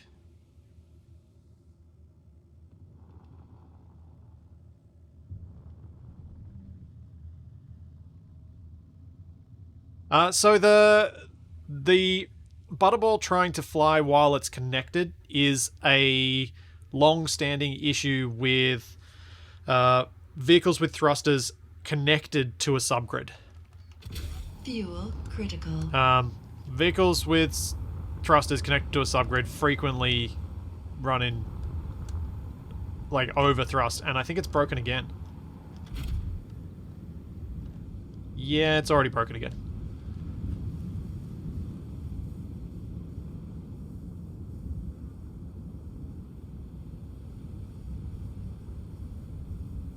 Yeah, you'd need to have engines turn off on connected, so that you, which is what I do as a human pilot anyway. But yes, you can use the event controller to turn off thrusters when you dock.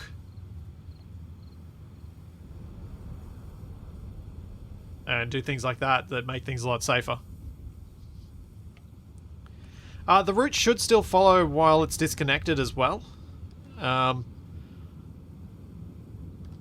I'm more concerned about the fact that I can't seem to get this to consistently go through its path.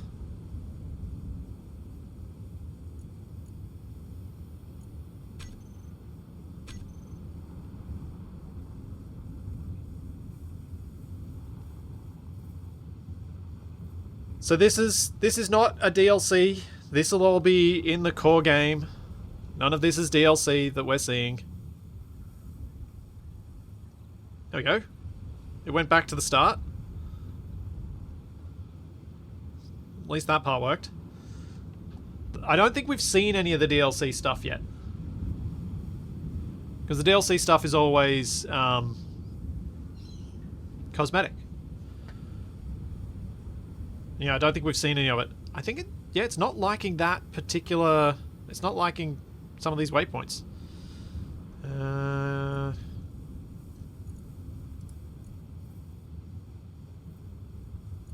Huh.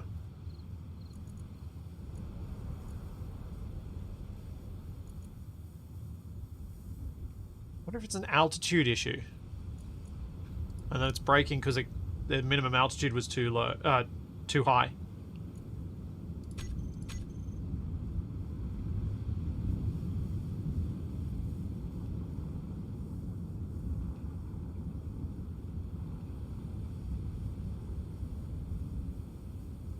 Recorder will remember when you connect and use Z.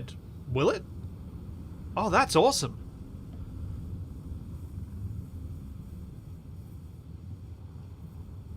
It's also dangerous. Because you could then use the recorder to... If you're in space, you could turn off dampeners, let it coast, and hope that it's actually going to coast the right way. And it records waypoint actions like docking. Oh, so it remembers button presses too. And yeah, it does seem that this fixed it. It seems like it couldn't get low enough to get to the waypoint, so it was trying to figure out another way of getting there. So that's good to know. Make sure that your minimal distance... make sure that your minimum altitude is low enough that you can actually have the thing fly where you want it to fly.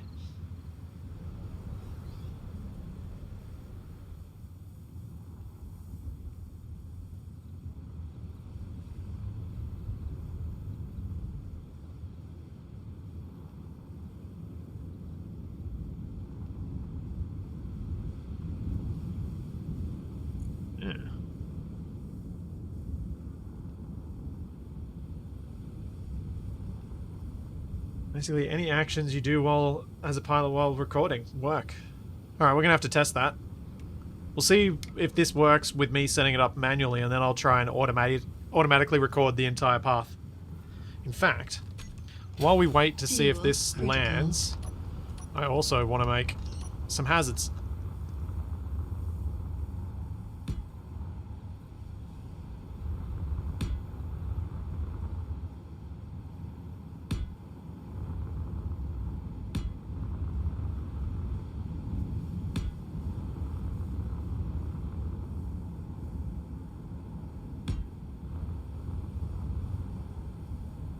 We've got to have hazards. Otherwise, where's the fun?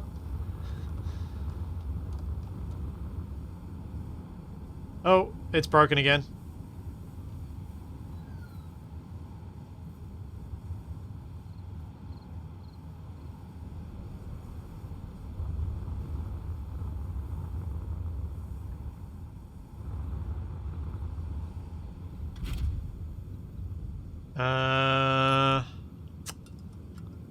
Yeah.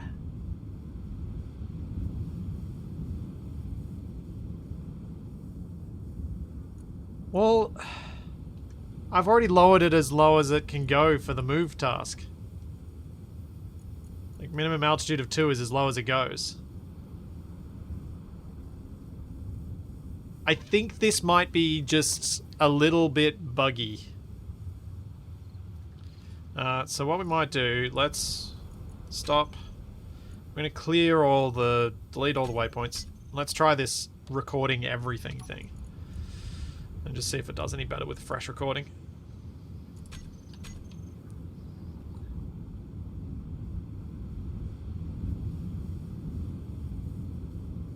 Yeah, I might turn precision mode on, because turning it off didn't seem to help it in any way. And turn collision avoidance on, because we're about to do it. We're going to fly through a gap.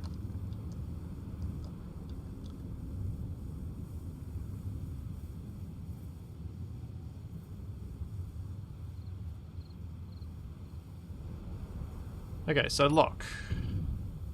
Thrusters off. Alright. I mean, dampeners off.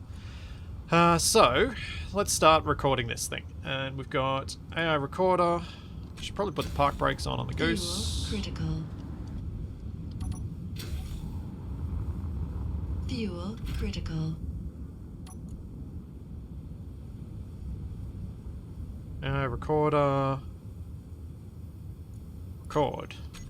So we have dampeners on, unlock.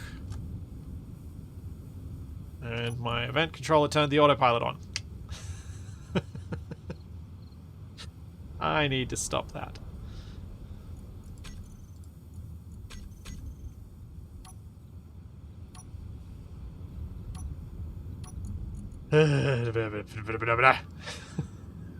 Too many things. Too many things.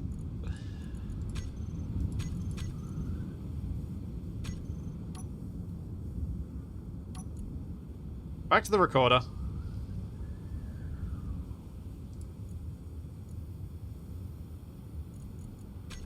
Lead all waypoints.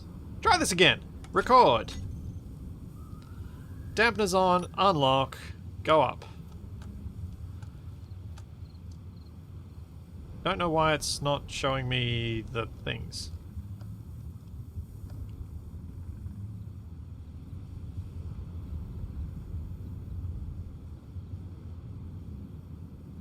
Could the issue be that I'm starting from a mobile grid? But that's kind of... that's literally a thing that Zoc showed off in one of his videos.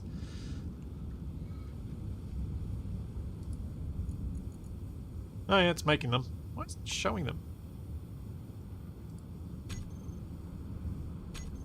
Oh, whatever.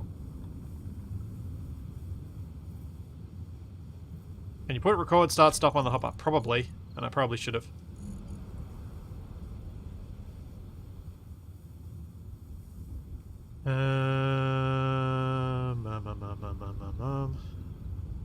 Play on and off, reverse, record on and off.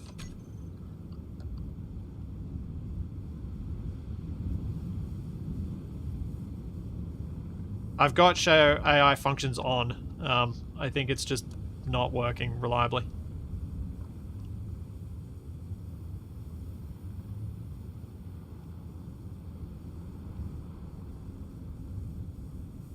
Ship is broadcasting, as is the Goose. They're both broadcasting.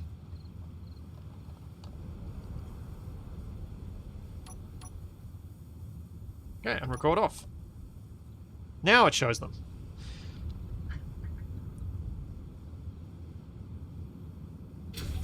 Fuel critical. Okay. Let's try hitting play.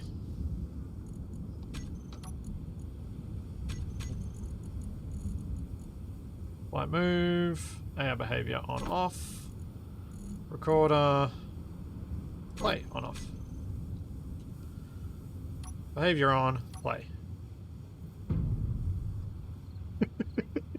It did not! It did not! Oh, no. Oh, no? What?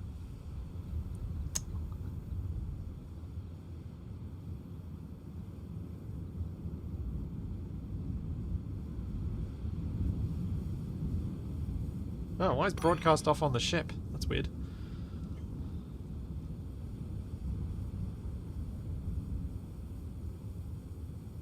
Think it's confused.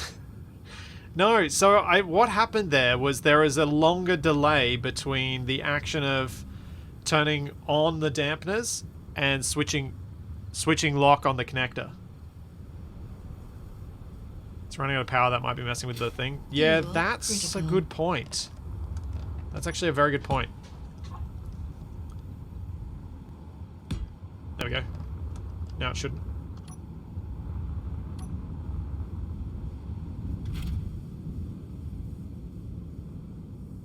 Oh yeah, the Goose is now at an angle. It's not going to fly through these things because the Goose moved position.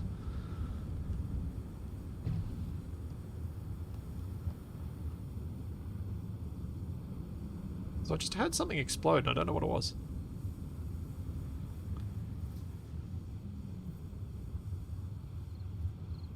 Hey, Lucas. Yes, the recorder does handle block actions, apparently.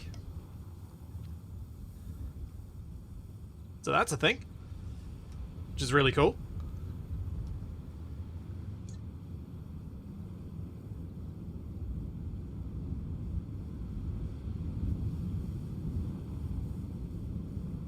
Oh, right, the butterboard would have been tested a long time ago, and battery thruster outputs and stuff would have changed in that time. That's a fair point.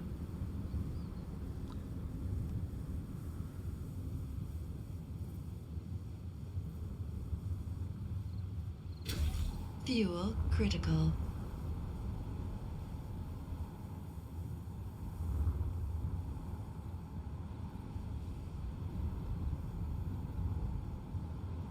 I think it's attempting to do what would have been the flying through this thing section.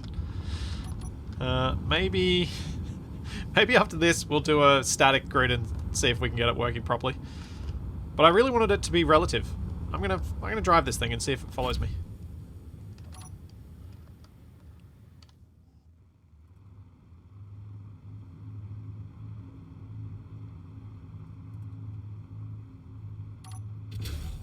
Fuel critical.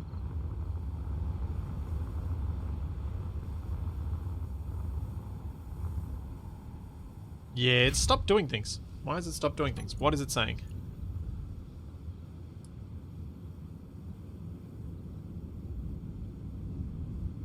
Oh, it stopped.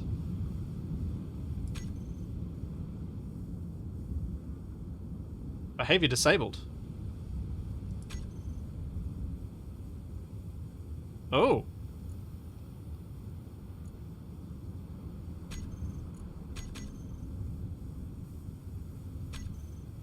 Huh.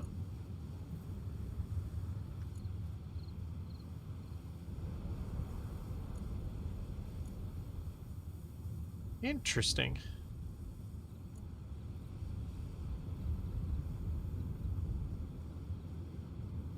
Not happy.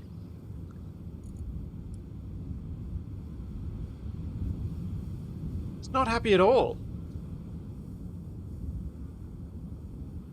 Yeah, you can see block actions as waypoints, which is nice.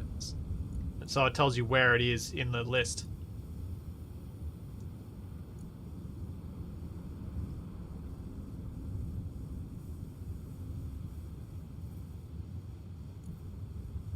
Yes, there is an option for AI behavior on this block. It doesn't need to be on. Because you only have the... And it turns itself off. It's turning itself off at the end. If I click play, it automatically turns it on. But it's, as you can see over here, it's cycling through all of the waypoints super fast and just not doing anything. My batteries aren't empty. These have got just less than 25%. They're at 24%. They're fine. They're empty when they're red, not when they're black.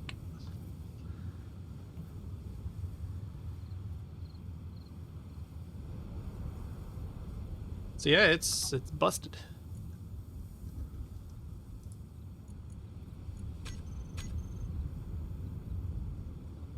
I guess we don't need to worry about AI taking over the world just yet. Yeah. Let's slap a connector on over here and let's give it a simpler task with a better location.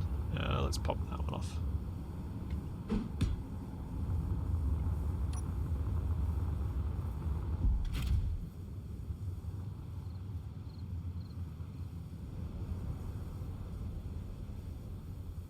Yeah, there's a good reason why Keen decided to do this as a beta launch rather than launching it fully, because it's not ready, and they knew it wasn't ready. But I guess they just needed more information. So we're going to lock. What we're going to do is grab our recorder. We're going to delete all the waypoints. I'm going to start it again. So, recorder on. Unlock. go up. Then we're going to fly through the top one. I'm already standing, Nico. So I guess I'll just stay that way for another 15 minutes. We're going to fly through... Whoop, whoop, whoop. Here.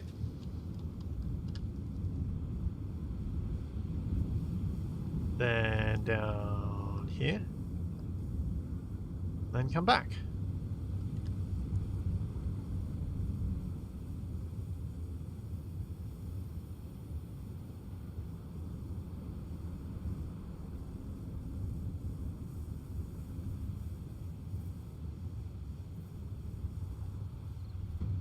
Helps if I align it to the connector as well, rather than bumping into it. Lock, recording off, automatic on. Ooh, hang on, no. Let's just quickly... I think I've still got this set to relative.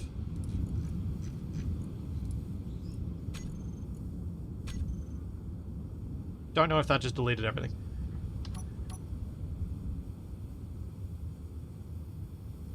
Oh, it just reconnected automatically. I think it might be broken again. That might be my fault in this case, because I still had it set to relative.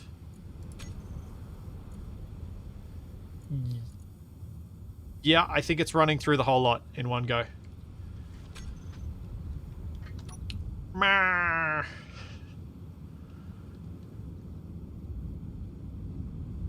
Alright, clear the task again. Let's do it again. Delete all waypoints. Recorder on. Disconnect. Go up. To work for me, have fun with Skynet. I will try.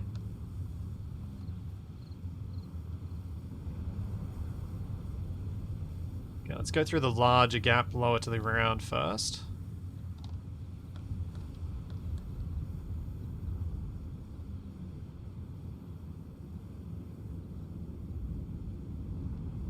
Then through the top one.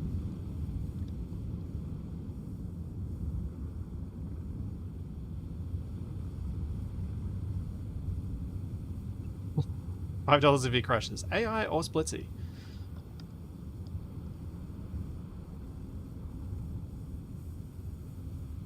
Now, one of the things I think is going to be a potential issue is you're going to want to line up your connector well ahead, or make sure that those waypoints get created a lot. Because when I was within a very short distance of the connector and then corrected it, I'm not sure it would have created a waypoint for that final approach.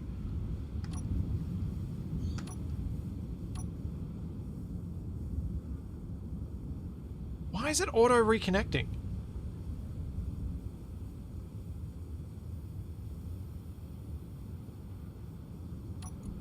Got some sort of timer block doing something, have I?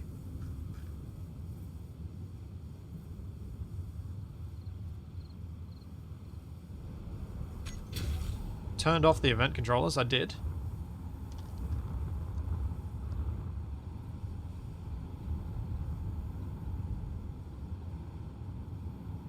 I mean, connector strength could be playing a role in it. Let's switch it off.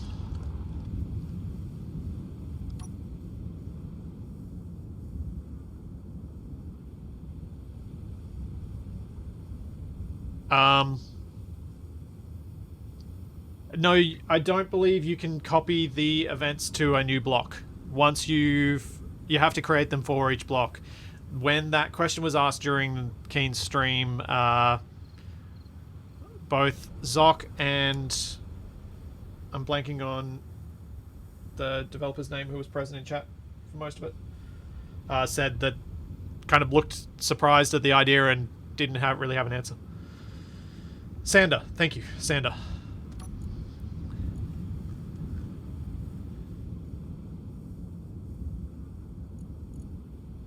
Alright, let's hit repeat. See if we can get a better idea of what's happening here. Oh. Gets clear, comes back down. No?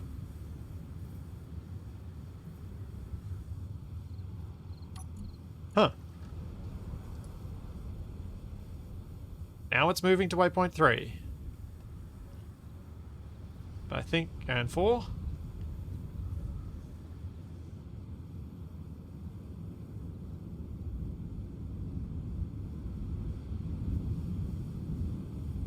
I don't know that you can add...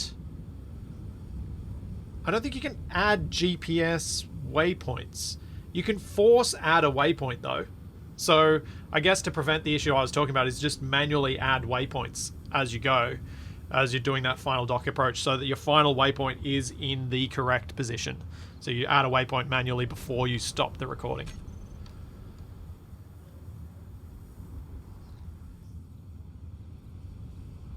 Yes, I added downward thrusters, Gonsi, because I needed to.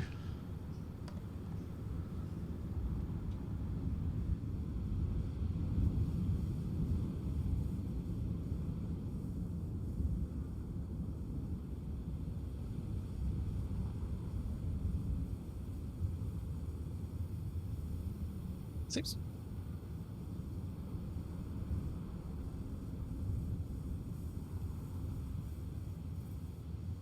oh. Well, it is a bit off from the path. Oh, what's it gonna do? Oh. I don't know why my path isn't showing up. It should be. That's also annoying, because my show AI functions is on, and my show on HUD for these things is... I mean, if I turn it on for all of them, it might... but it's definitely on for the recorder, but it's not showing me the tasks. The path. Oh, now it's doing something very strange.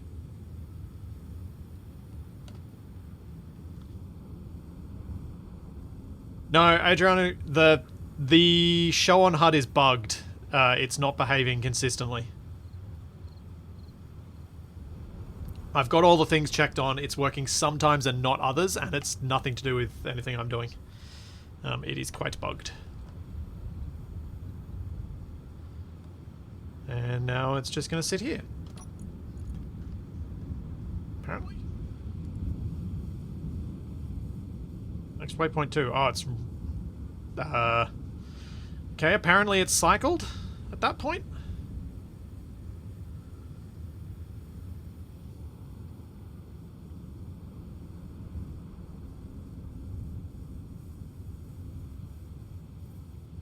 How on HUD has inherited Splitsy's sense of direction? Maybe. Maybe. This drone seems to have inherited my sense of direction. I did get away. I got several waypoints down at the connector. It's shifted its reference position, but it seems to have shifted its reference position despite not being set to do so. And annoyingly, because I can't see the path that it's recording, let's try doing a reload, actually. See if that fixes the path display.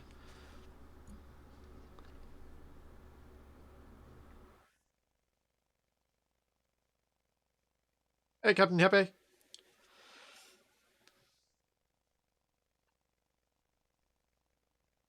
Well, I already reported the first crashed desktop I found to Keen. I already did a proper bug report for that. This is probably going to need to be restarted. Yep. Yeah, nothing showing up. I probably have to turn it on again, though. So yeah, you can see there are multiple waypoints on the way back. There's a number... there's a 41 down here and a 40. But the butterball is very confused.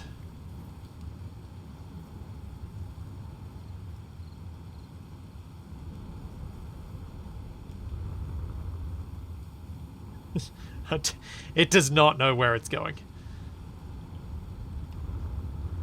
I'll try turning off collision avoidance again, but we tried turning it on because it wasn't doing what it was supposed to be doing. I'll turn off precision mode again.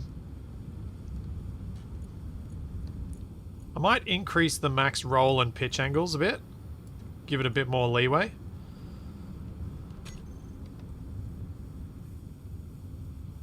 It's maxing power again. Fuel low. Why is it maxing power? That's definitely got to be doing some unpleasant things for it.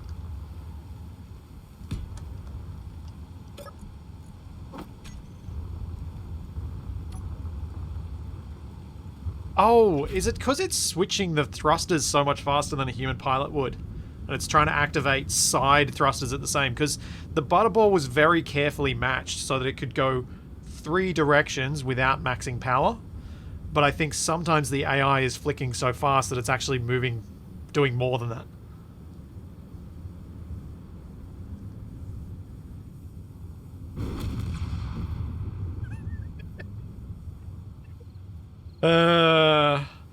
Okay. I'm I'm gonna put the blame there on my waypoints.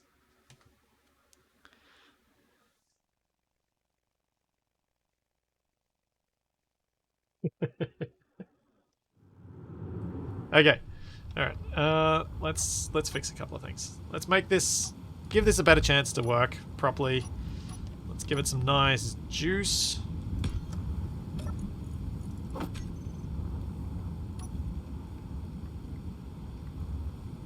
What's the output of these? Oh yeah. That's good. Let's turn off the AI block so I can do a new recording. Leave collision avoidance on but precision mode off. Let's try this one more time. Surely we can get this to work.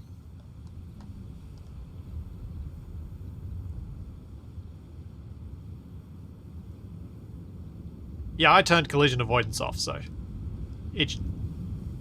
there was no reason it should have done anything but what happened. Okay, so we'll lock. We'll go in, we'll delete the recording from the recorder. Delete all waypoints.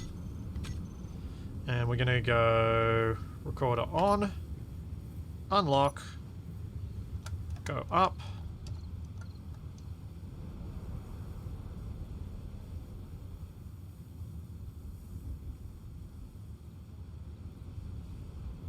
And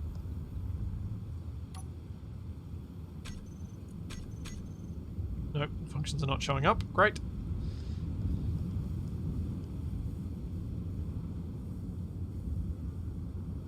And I think part of the problem was I flew under this quite quickly, so the waypoint didn't get created where it needed to be. The other problem is I can't see the waypoints getting created because that system is not behaving reliably, so I didn't know that it was in the wrong spot.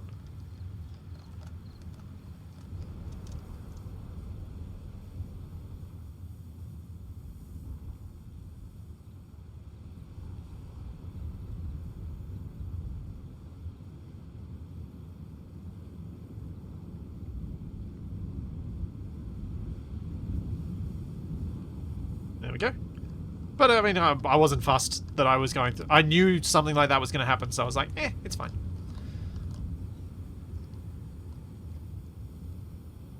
I'm not sure that you can manually edit waypoints. You can remove them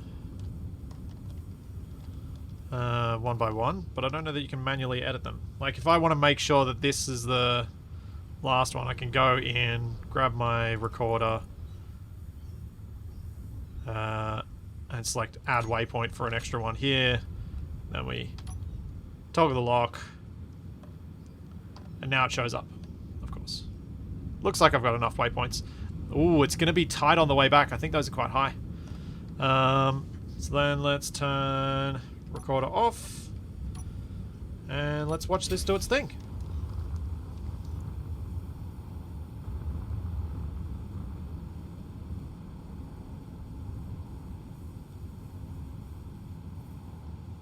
Hey, Matcha.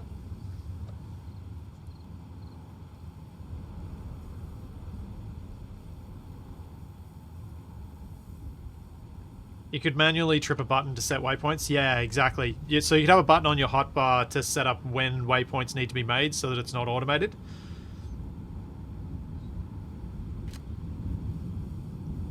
It's done the thing again.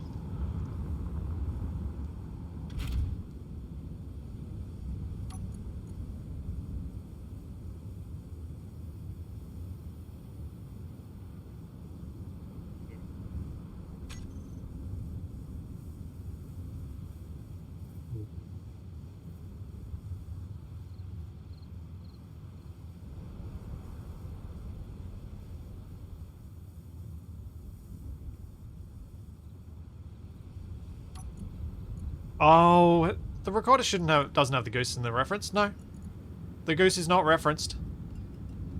It has to be selected, and there'll be a little bar next to it if it's selected. It's not selected. Which is a confusing interface to use when we're used to a...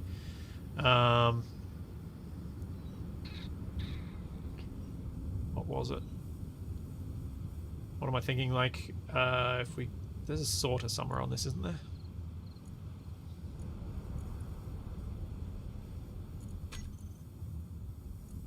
When we're used to this sort of setup where you add a thing and it goes into a different area, it's not a particularly clear setup. It should be a select and then it moves into a different list. But I guess since they because only one thing can be selected, they wanted to try and create a new, more compact interface for that.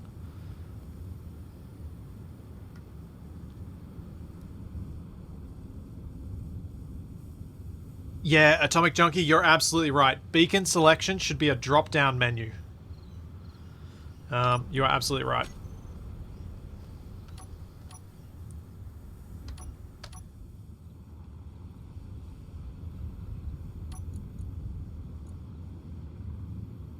That would make a lot more sense.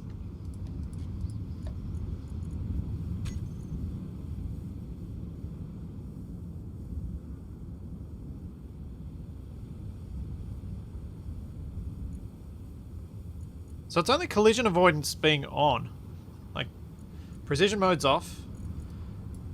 I'll increase these and see if that helps.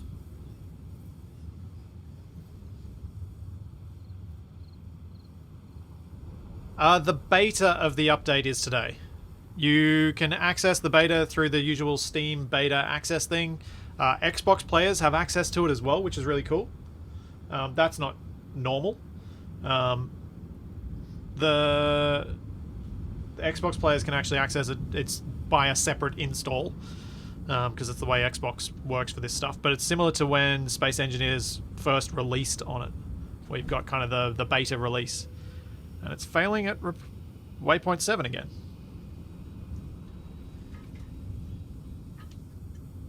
Yeah, search for SE demo, apparently. Speed limit will be in meters per second.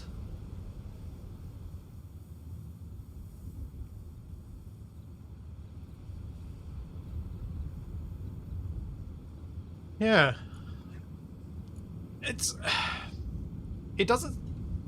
Previously, when it's caused this sort of problem, it hasn't been a specific waypoint, but maybe this one, for some reason, has.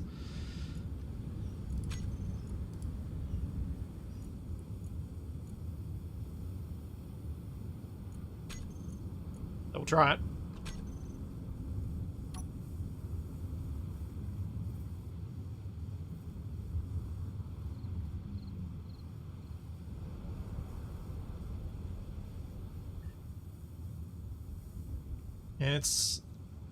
It's struggling. It's struggling. I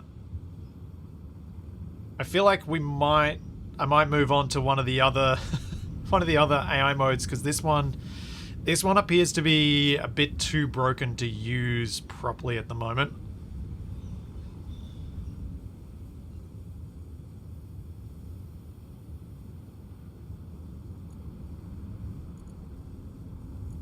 Turn off collision avoidance again. See if it does better without it.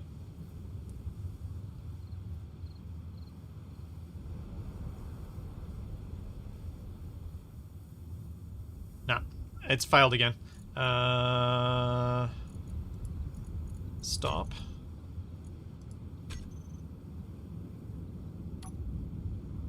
Now the collision avoidance is off from the start. Let's see if it plays through.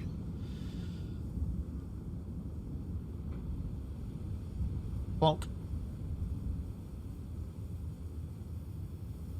Go to waypoint 6. No, it's failed at 6 now.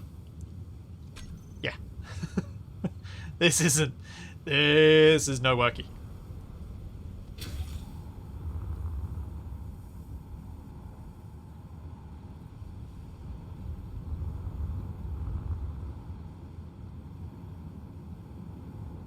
It broke it did.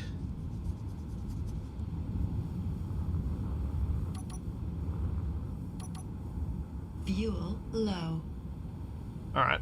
Well, that's broken. So... Fuel critical. Let's try something with a blueprint I already have.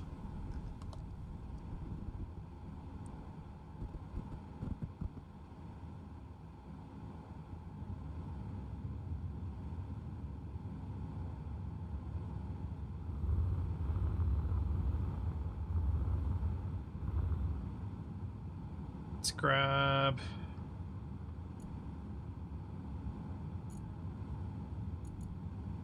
Huh? Mod blocks do I have on this thing?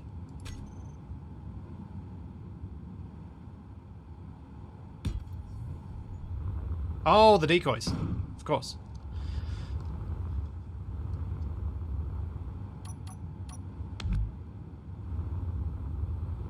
And now...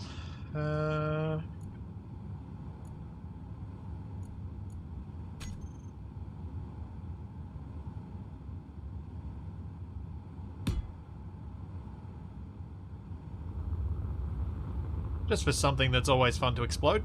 Especially now that hydrogen tanks explode. And we're going to... Is drifting? No.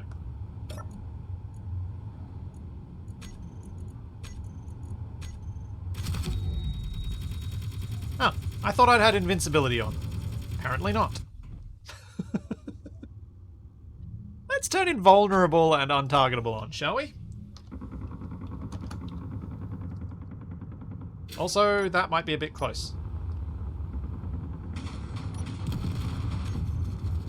Bit. Just a bit.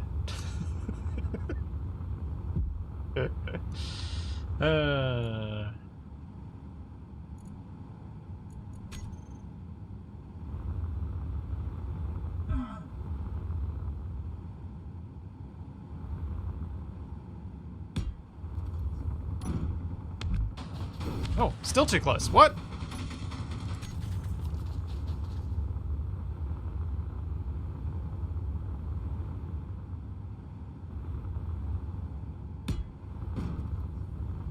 Okay, that's better.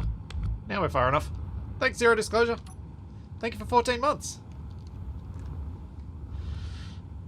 Right, so now we're going to try this offensive stuff.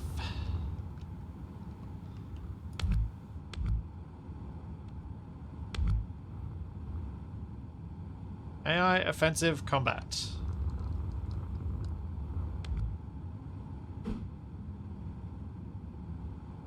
Does orientation matter with these blocks? I wonder.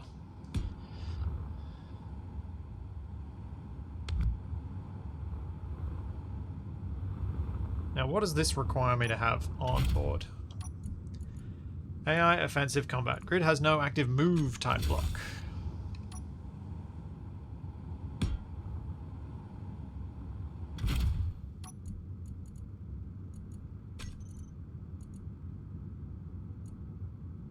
Okay, attack enemies. Target closest priority. Attack pattern. Intercept.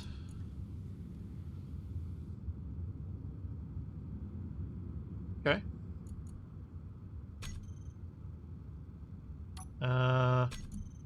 Let's just stay on board while we do this.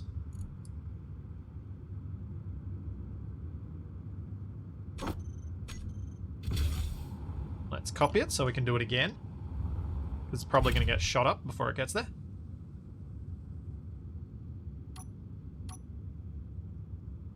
We need to put some thrusters on. And some... There we go. Helps to actually have the thrusters on.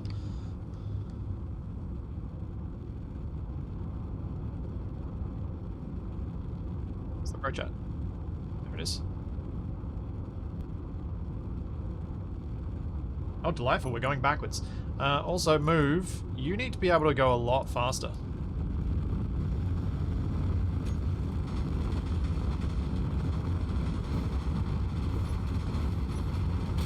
Oh, it hit one of the things. let's do... Can use all terminals.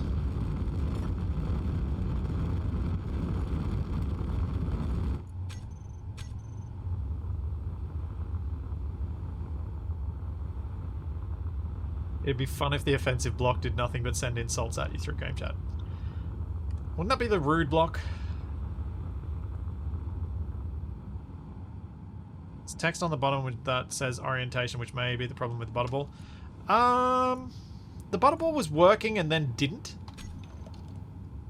So I'm not sure that that's the whole problem. Alright, let's try it again. Now the cockroach has no defense. Oh, but we still got the really slow move controller.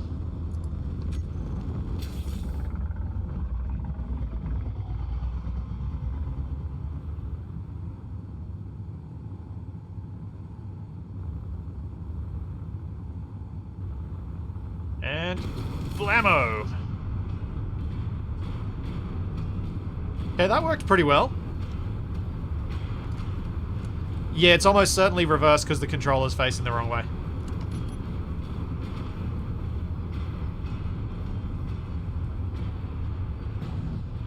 Nice.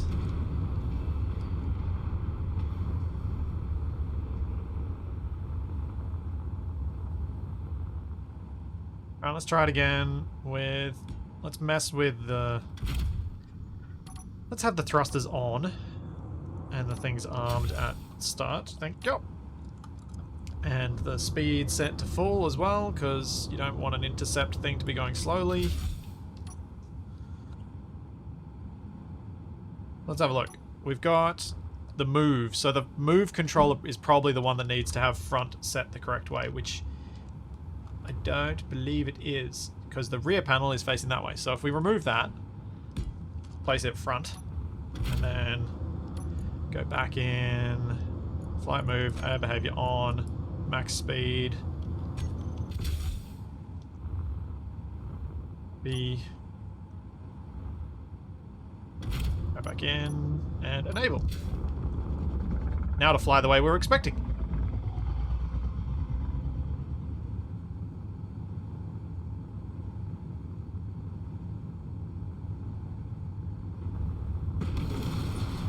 That was a good hit.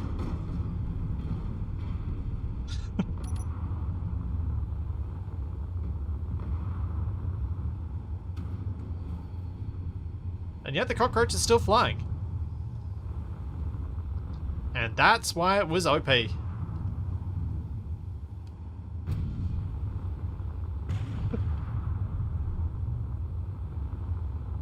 Some parts of the, like, some parts of what we've got are working quite well, like this. Some parts not so much, like the path recorder.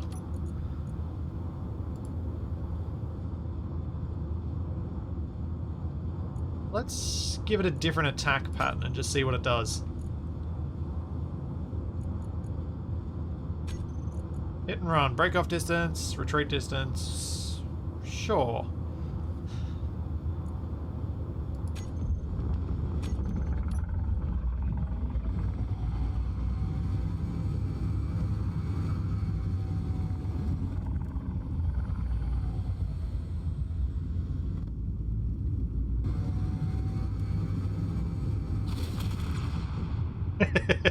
Saw that coming, because I turned off collision avoidance, because obviously for crashing into something as a missile, you don't want to avoid collisions. So if we turn on collision avoidance this time and change this to hit and run, and then on, let's see how much better it does.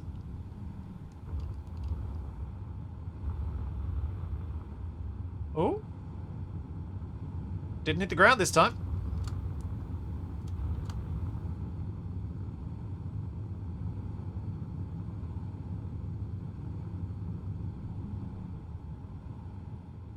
Now 3 missiles against the operational cockroach.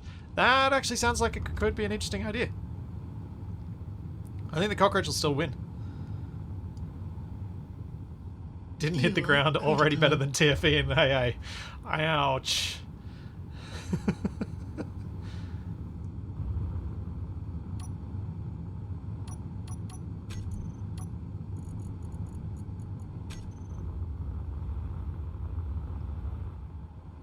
Da, da, da, da, da.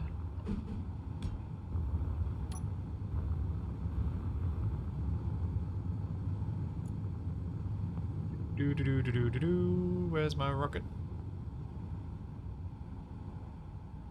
Rocket. Ah.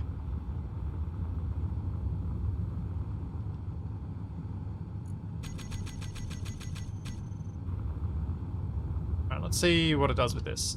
Whoa! Whoa. Rapid control. Offensive combat. Available weapons. Add weapon.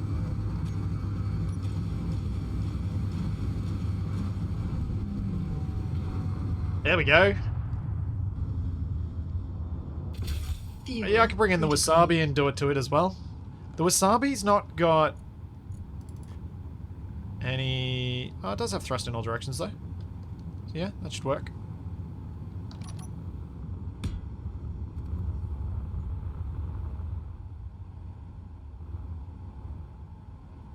Yeah, Mike, that's exactly what I was sort of thinking with the controlled missiles. You have... So if you went in as a player controlling the one that's got all the decoys, so you can make sure that the decoy spreads there, but you have other ones following behind you that you activate really shortly after, it could be epic.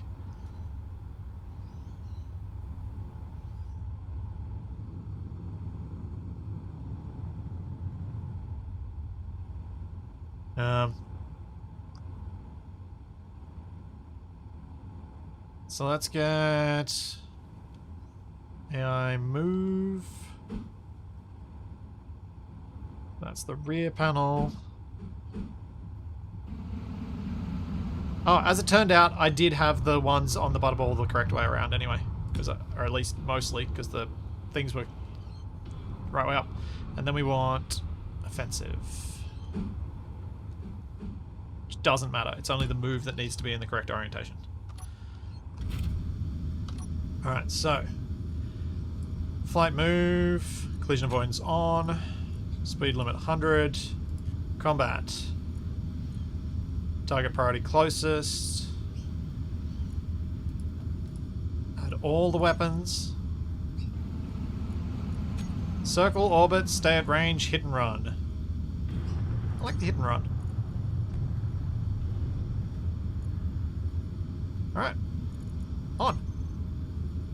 No active move. Now it does.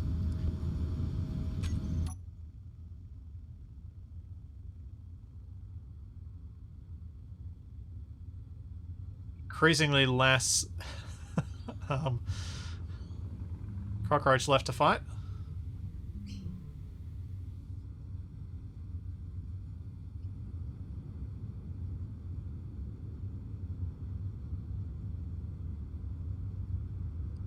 Seems like the AI is about as good at flying a wasabi as Capac.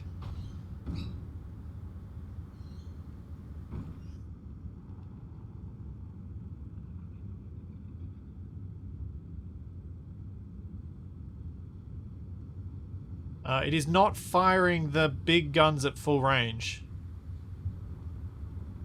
Or even the little ones. Huh. It's firing the guns.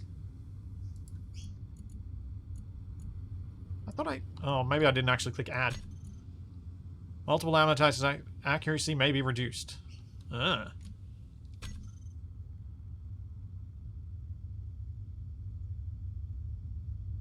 I've hit the ground with the wasabi, but I've hit the ground a lot less than the others.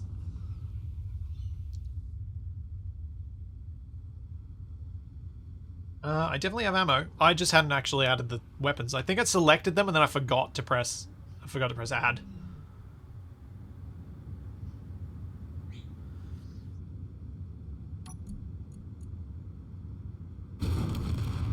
Oof. Pass over target. If the retreat angle is greater than 90 degrees and the engagement is taking place in planetary gravity, this will set retreat waypoint to the far side over the target. Ah, nice. It certainly seems to me that the drone... Oh.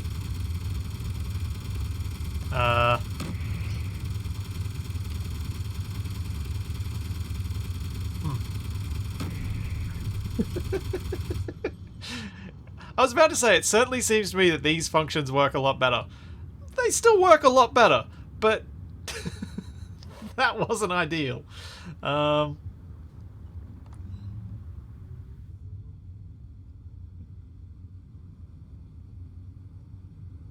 I can see these being useful as, like, little drones that are very expendable. Yeah, did get confused by that kickback. Thanks, Amaru. Thank you for 32 months. Thank you very much. So yeah, this is totally going to be what I want to use the Canaries with. We're watching the other drone missile come in, but it's probably run out of missiles by now. You going to go back in, Wasabi? You going to do anything? There you go. Charge!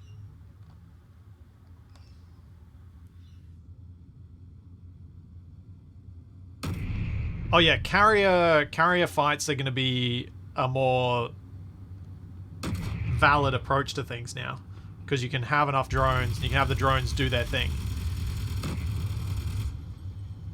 Oh, it hit some things. Now it's flying over. That's a better profile.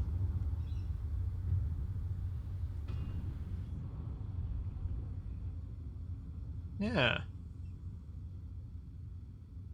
Thanks for the prime sub, the slushiest of pants. Now that is a name. I mean, I'm not the person to criticize accuracy. I think I think anyone would say it's a bit rich for me to criticize accuracy.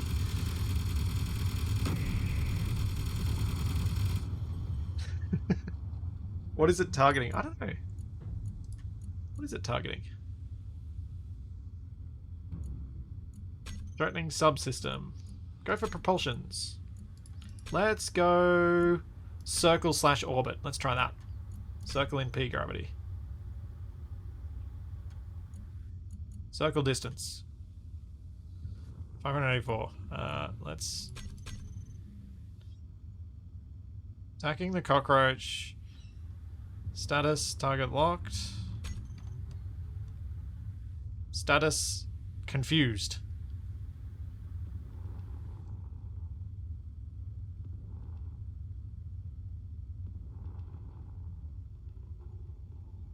Yeah, I figured circle would be better for turreted grids.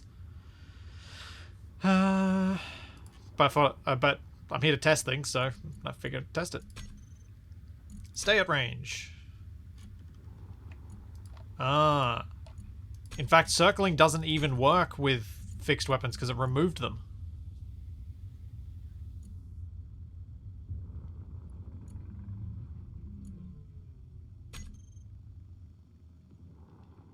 Oh. The Reliant Robin just smashed into the ground and destroyed itself finally.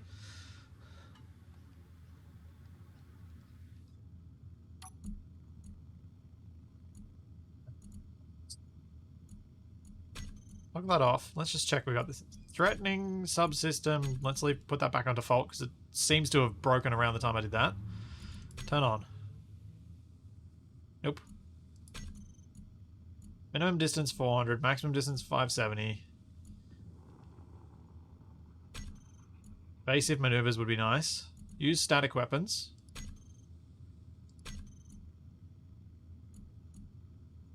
Use the available weapons. Let's remove the assault cannons just so it doesn't get as confused. And turn on.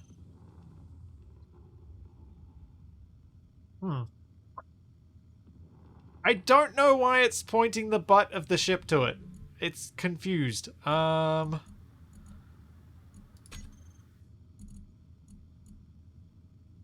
quite confused.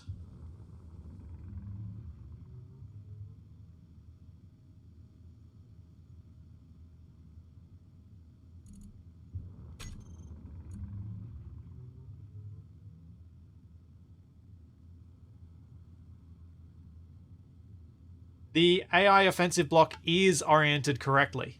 I wonder if it's somehow flipped its understanding of that in doing the hit and run. Because see, hit and run, it's turning and doing its thing fine.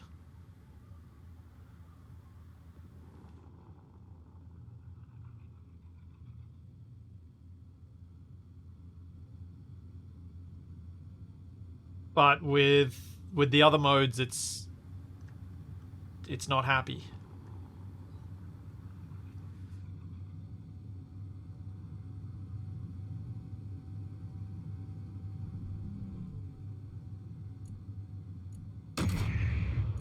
Okay, now let's try intercept.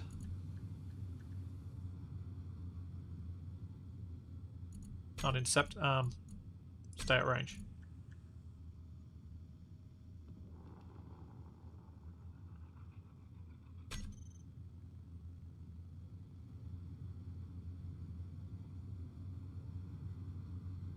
What's your feedback for the beta? It's confused.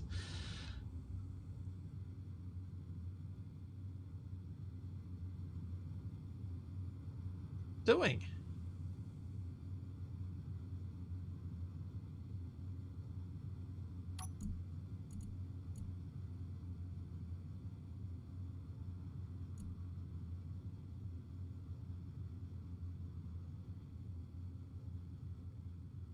Well, it should be using the static weapons. Because the static weapons are where I want it to point.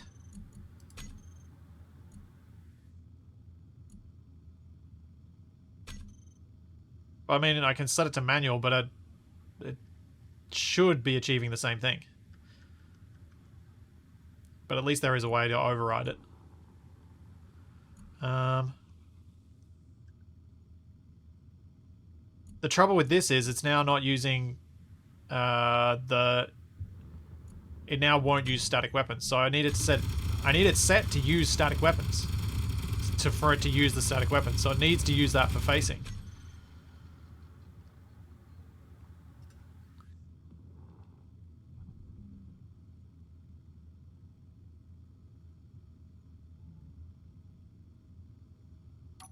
Turning off evasive maneuvers, yeah.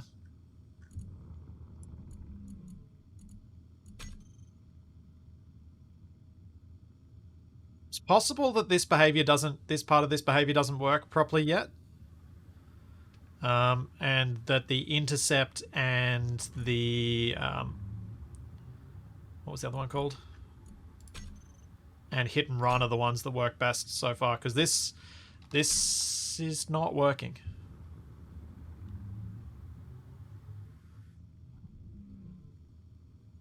She's not working at all.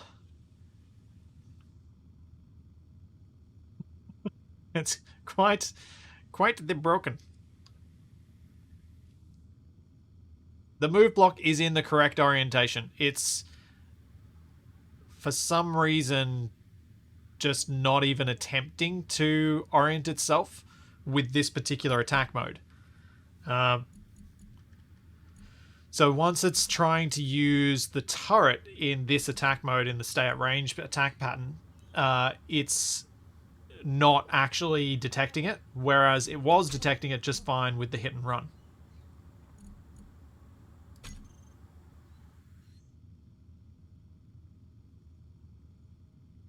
So it seems to be ignoring orientation entirely once it's set to use static weapons. But unfortunately, you have to have it set to that for it to use static weapons to shoot.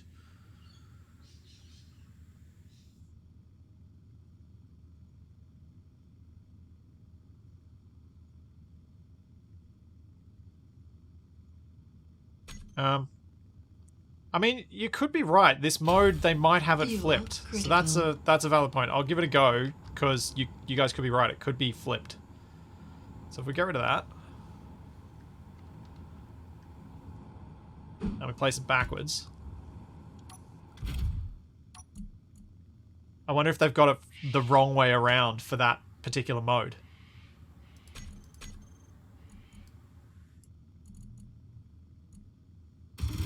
Yep. They've got it the wrong way round.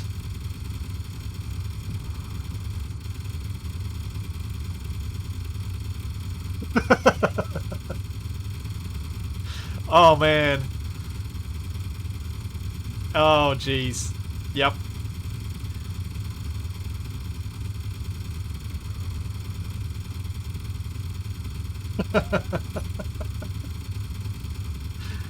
Oh, that's hilarious.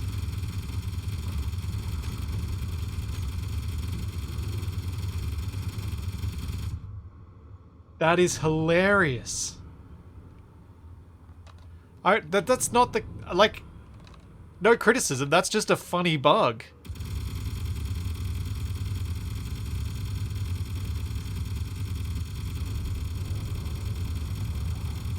Uh...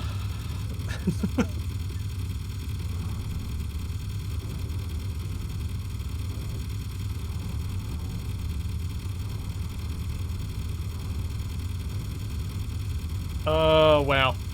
So it turns out the move block orientation is interpreted as inverted when...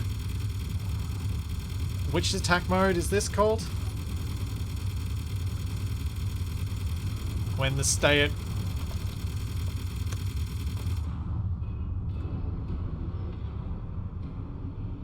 Oh, that's hilarious.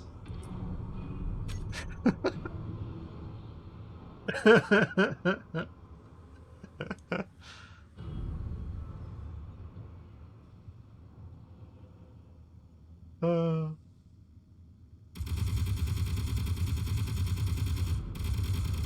that's really funny. So yeah, anyone can...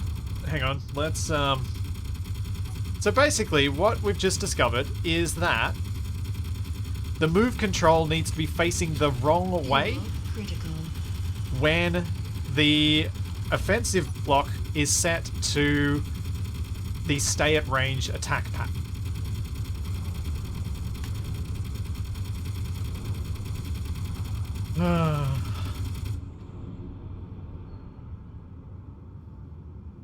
That's too funny. That is too funny.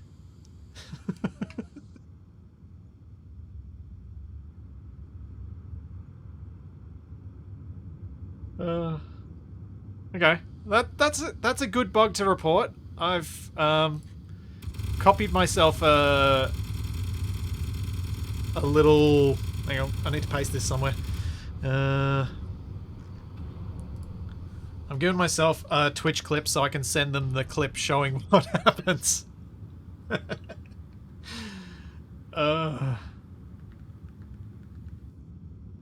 Yeah, so basically stay at range plus use static weapons equals user's rear-facing panel of AI move. Exactly.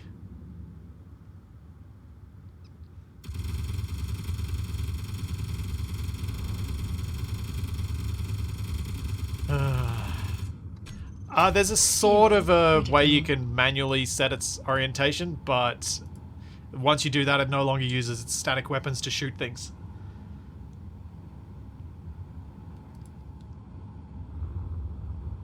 Did the same thing. Yeah, let's try circle orbit. Let's try it as well, because it seemed to maybe be doing the same thing.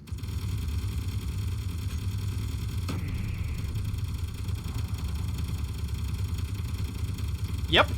Same with circle orbit.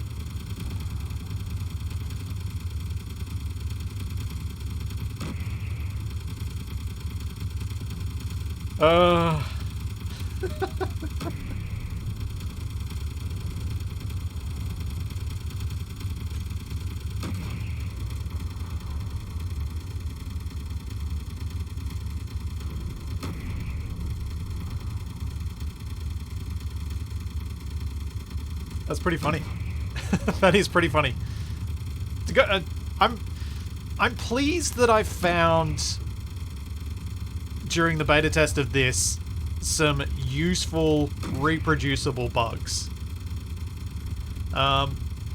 Because in the past when I've done these testing streams like this, the reproducibility of the bugs has been far more difficult. Like if I can create reproducible bugs, then I can give the keen devs something useful to go fix, which is a lot better.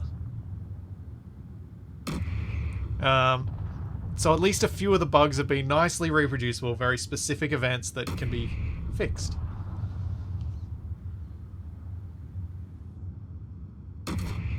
And yeah, so the parts of the update that are working well are the...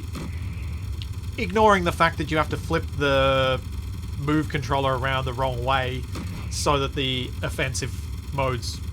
so that 2 out of 3 of the offensive modes work. Oh, sorry, half of the offensive modes work. Apart from that, the offensive modes are working, so you can have it set to... That's really loud.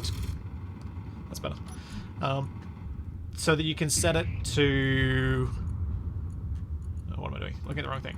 So we can have it attack our enemies using a circle orbit pattern and a stay at range pattern with the controller set to the opposite orientation. Hit and run and intercept, they work pretty well. Like, considering I have tried several times, and I am talking quite a few times, to get player-made weapons with scripted targeting to work, and I've never gotten one to function more than a couple of times. The fact that that the intercept works, I'm super happy with, because now I can have automated missiles do their thing. What I'm really excited for is that now I can actually do those things. I can make player-made missiles that I don't have to fly in. And I could have ones that are decoys that go first, and I launch those quickly first, and then I launch the ones with the explosives after. No, there's no... I'm gonna look at the action one in a second, the generic action one, because I haven't looked at it yet. But the combat one, the controller looks to be working really well. If they just fix the orientation issue, which should be a relatively easy fix, then that's going to work great. Blammo! So the combat system works well. The recorder is not working in my hands at all, pretty much. It's a nightmare. But the offensive combat thing's working well. The collision avoidance seems to be pretty good. Now that this is set to orient to planetary gravity, the ship is actually flying pretty well for the circle in planetary gravity.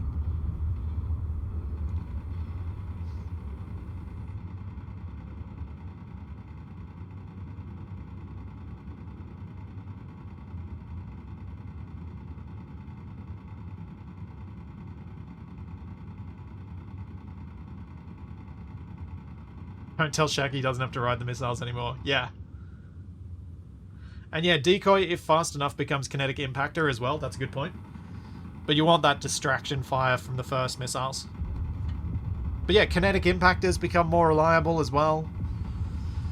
The trouble that you're going to have with player-made weapons using these blocks is that you have to have thrust in all directions. So you're going to have bigger weapons requiring more things. Which isn't ideal, but isn't all that bad either, really. For the... critical. It was giving an error when it didn't have it. But maybe it'll... I don't think it'll cope particularly well. Zoc said it might work without, but not great. Yeah. Yeah. The trouble is, it'll try and... Yeah. You'll need... If you know that your enemy is in front of you and you're not in any gravity, it'll probably do okay. But if it's in gravity, I suspect it'll struggle.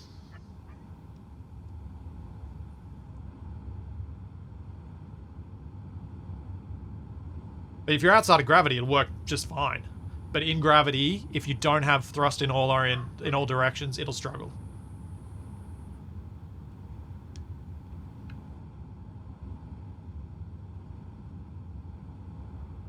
But yeah, so if I bring back another Reliant, which I unfortunately did not save the one that was flying around, which I'd already set up. So let's test with thrust in only forward and lift. Forward lift with a gyro. Because that's kind of what you'd probably do for a in-grav missile. You'd accept that you need to have a lift thruster, but hopefully not needing all the other bits. Go away. Let's turn you on. Fuel Let's get critical. these controller blocks on. So move, make sure it's pointing forward. That is the rear panel. That is the front. Front towards enemy. To combat.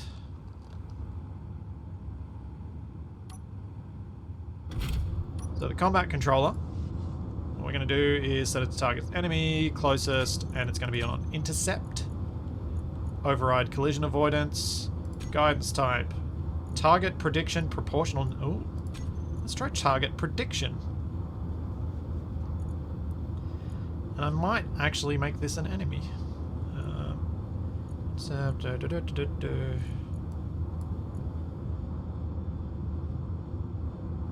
Our behavior on.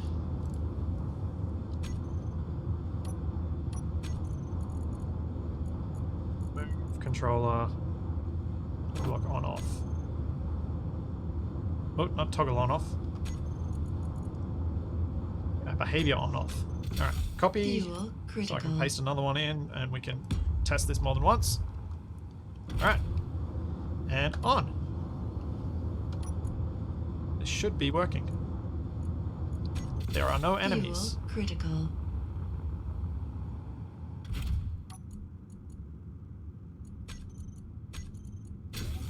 Fuel critical.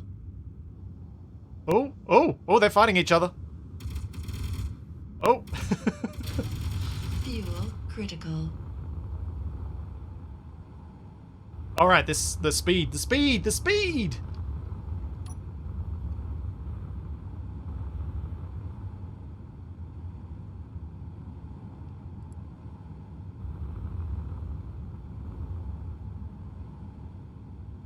It's not doing too badly. It's not doing well, but it's not doing too badly. I think we need a better target. I think we need a static target for this. Here. Come back here.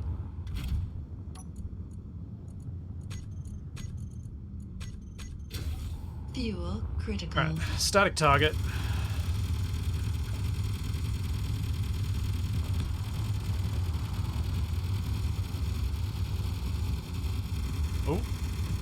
Oh, is this gonna try and ram the cockroach?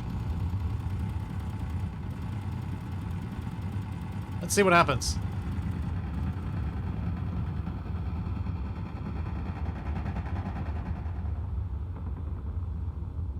No, the autopilot's doing fine with hydro thrust.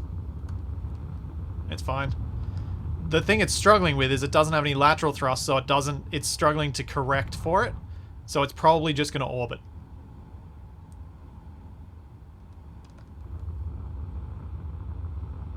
So yeah, you need a decent number of directions of thrust for this to work.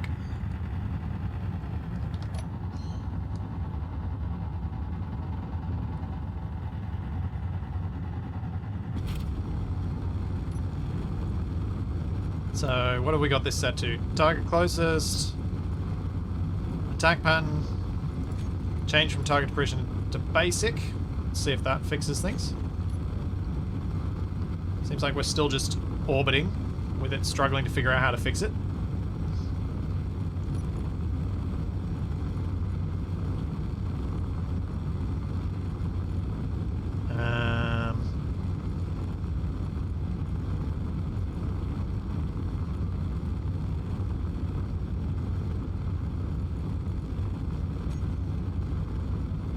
You definitely want this aligning to planetary gravity if you're going to try and use this, because then at least it's stopping it from crashing. But yeah, you can see the limitation of not having the thrusters there.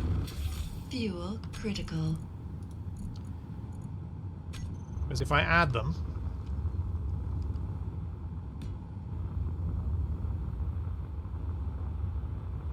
just the two side thrusters,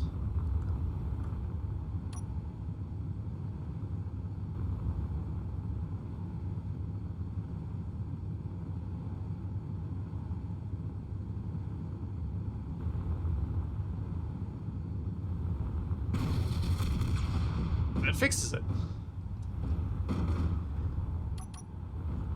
Yeah, small grid missiles, being able to launch so many because you don't have to control it yourself, a small grid missile makes a lot more sense. Because you don't need to do as much damage with each hit. So, I think there's more value to be had from small grid ones now. And us having to have 4 thrusters on a small grid missile is not that big a deal.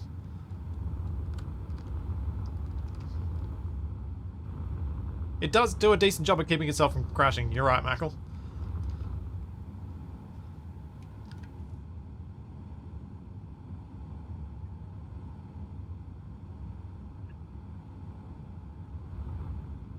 Yeah, small grid missile setup where you can print 4 of them at a time and launch a salvo is still going to be cheaper and relatively effective. The only reason, for those who have been watching my recent videos, the only reason I went with a big grid missile was because I wanted the big warhead to take out a big chunk of the base in one go. But if I'm able to automatically print, send, print, send, print, send, print, send, and I don't need to worry about antenna blocks, I don't need to worry about all these other bits, I'll go small because I don't need to do as much damage per hit. I just need to have overwhelming numbers. How good will these be at firing over the horizon? Well, let's see this one that's parked here. Let's turn it on.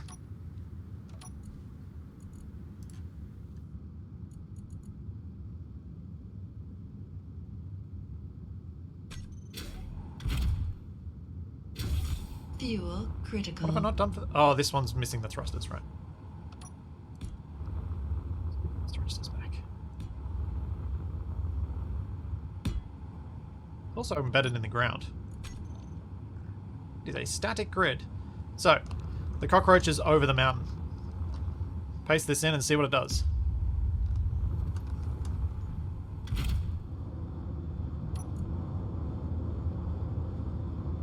Collision avoidance on. Max speed. Offensive combat. Closest. Intercept. Fuel critical. I think it might be still a static grid. Nope. Huh. Fuel critical. Have I not actually got an enemy there anymore?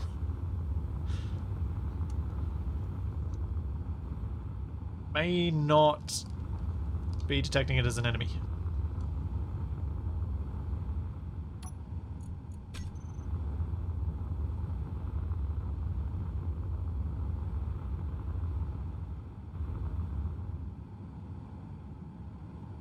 Kitsu, I'm aware it doesn't have all the thrust in all directions, but it doesn't care. It does function fine without it. And that's what the red text was saying.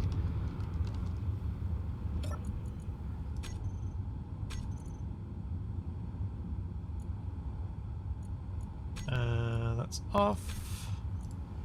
Let's grab everything, transfer to Space Pirates.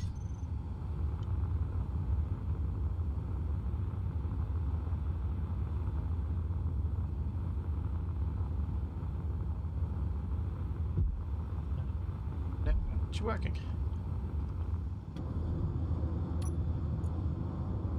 Searching for enemies.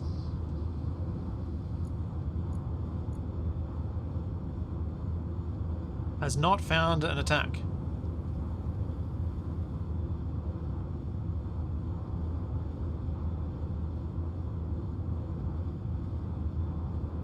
Huh. It's not finding an enemy.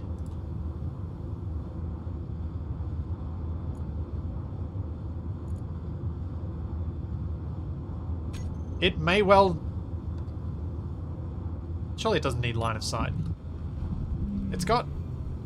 Like, it can detect, like, the enemy's there. Hold up a second. I wonder whether I just needed to turn the move on and off again.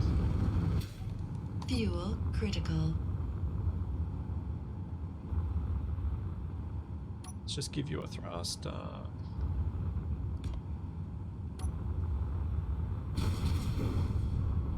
Okay, let's try that again now that we know that it's working.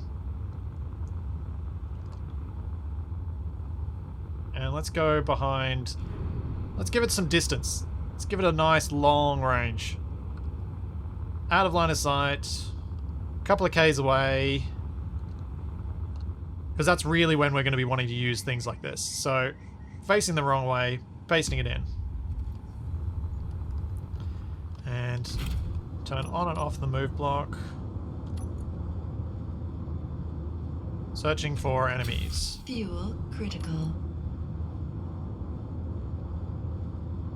It doesn't seem to find stuff that it can't see.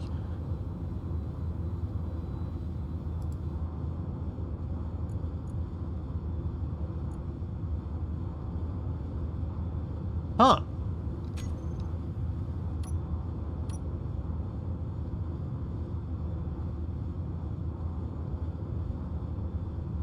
Surely it's not using a raycast for that.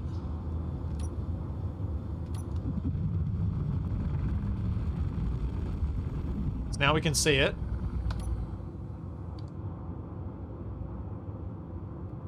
Nope.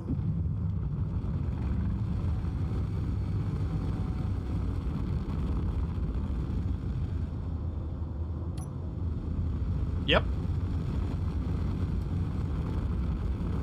Wow. Okay. That creates an interesting additional challenge. So why is it slowing down?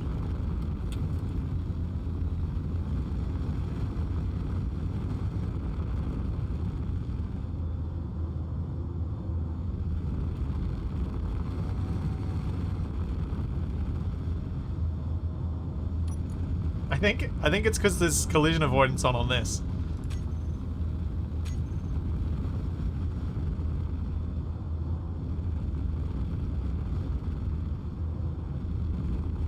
Huh. While we ponder that, I'll be back in just a second. I need to take a quick bio break. Let's have a whole lot of floating capax.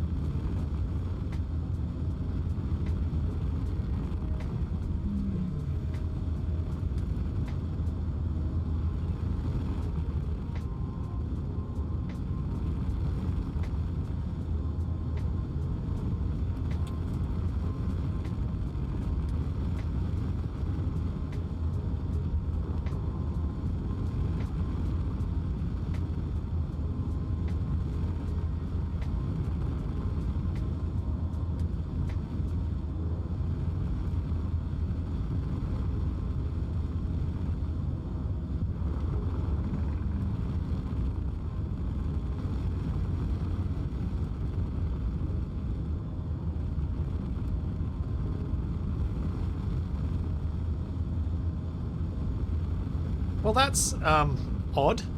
It still hasn't crashed.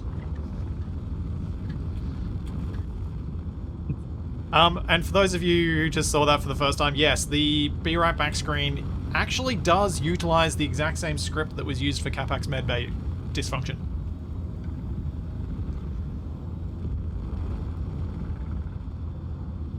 That's how I got that to work.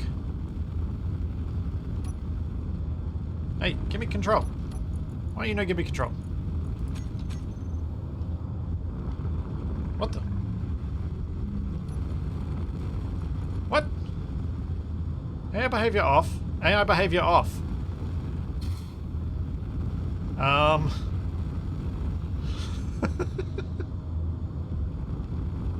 What?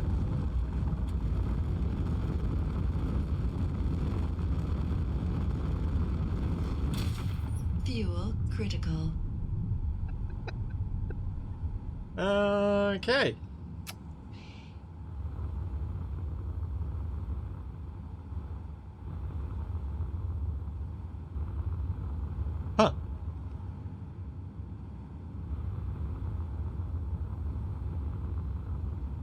Interesting.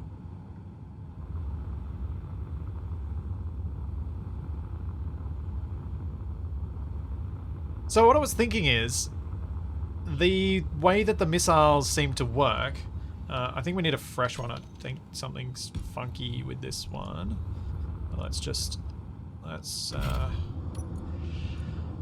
So we've got enemy, intercept, target prediction. We'll change that back to basic.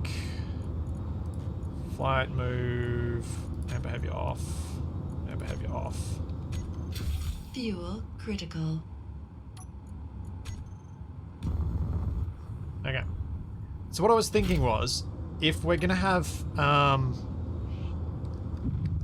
we're gonna be using this for missiles launched from a base, one of the things you can do that I think would add a whole lot of cinematic epicness to it is use the event controllers to, when you switch unlock, have an override to launch it way up into the sky, and when it reaches an appropriate altitude of, say, 3 kilometers, it then turns on the AI behaviors.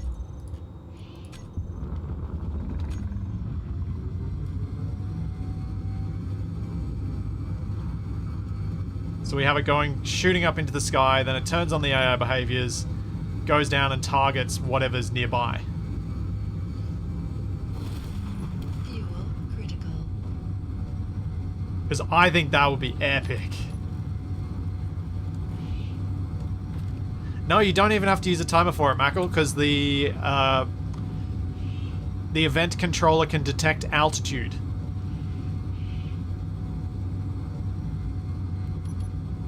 So why am I hearing ongoing thruster noises? I think I broke the sound system.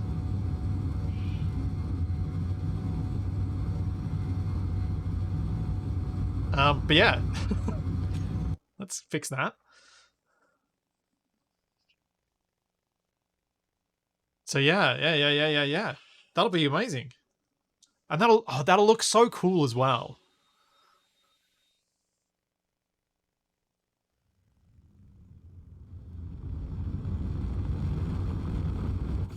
Fuel Apparently that's critical. where we left.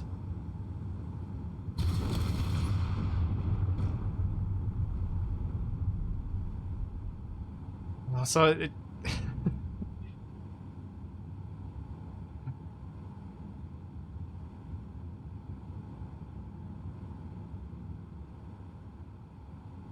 There, Trottles. Yeah. I'm okay with that. I wish I knew why the targeting wasn't working right, but I don't really want to go into the nitty-gritty of testing what conditions the targeting works, where it doesn't, etc., until we're closer to the release version of this, because I feel like any of the testing of those fine details is likely to change as we go.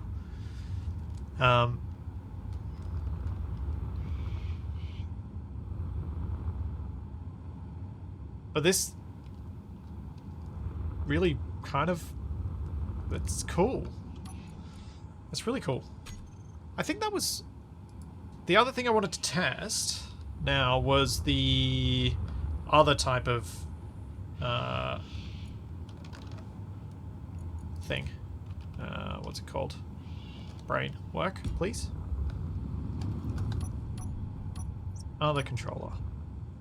The... Oh, we didn't look at defensive. What does defensive do? And I haven't really looked at the basic task one yet either.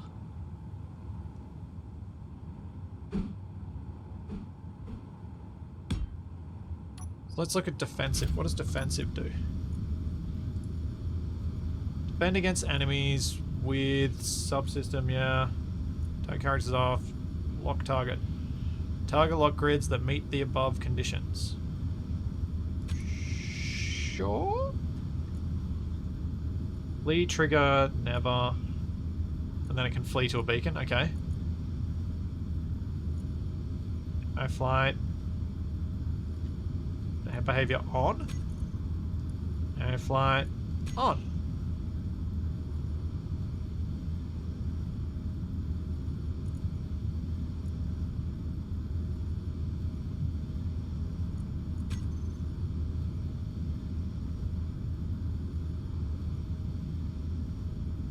And thoughts, anyone? Does this even work yet?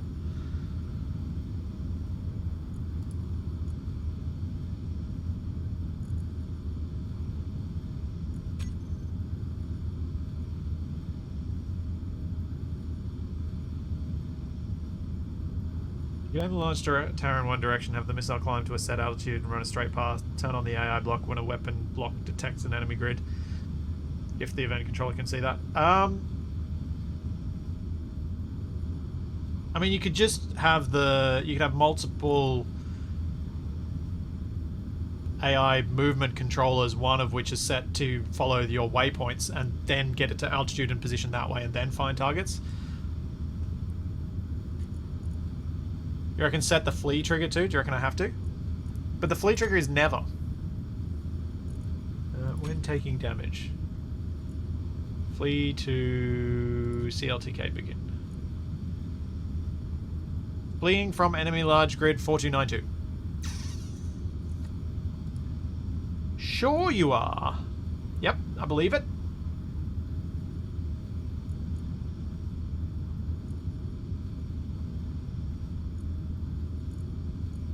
Okay. Well, the defensive doesn't seem to be doing anything. Fuel critical. So we'll move on from that one. Let's see what tasks we can get it to do.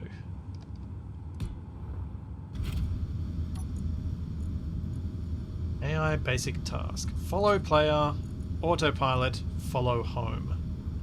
So imagine follow home is following a beacon. Ooh. Fuel critical.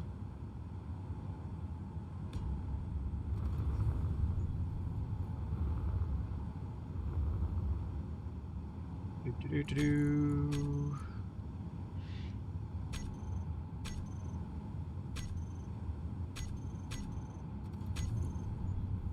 Uh-oh. Oh. Yeah, that get... Yep.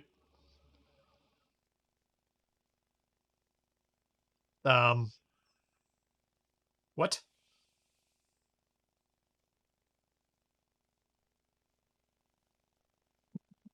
The game did not like that. my, my graphics driver did not like that. My graphics driver crashed hard enough that my stream preview window in the um, Twitch thing crashed.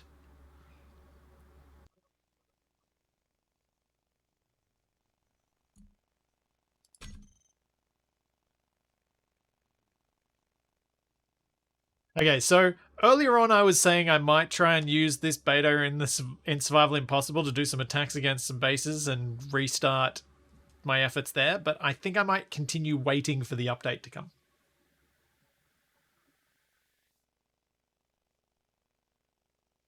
Think it needs a bit more time in the oven. Because that's kind of what I'm waiting on. I might give it a go, but I think I'll probably mess around with other stuff instead.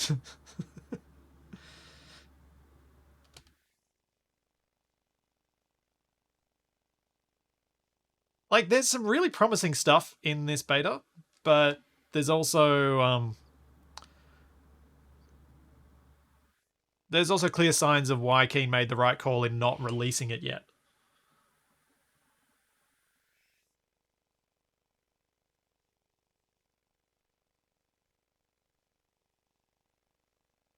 But yeah, there's some really cool stuff. Also, I think this is failing to load.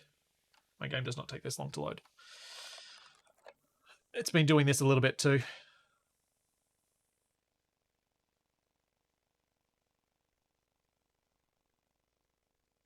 No, I don't want to provide my feedback yet. Chill, game, chill.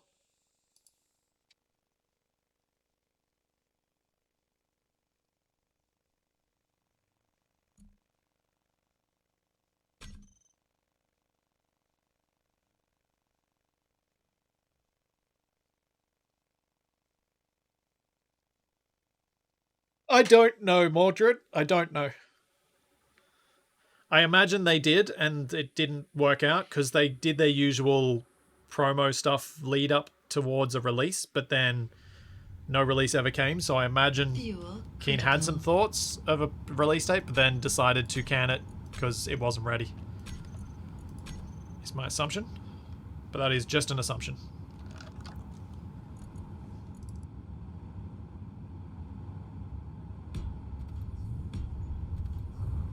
Alright, let's do the follow. Light move.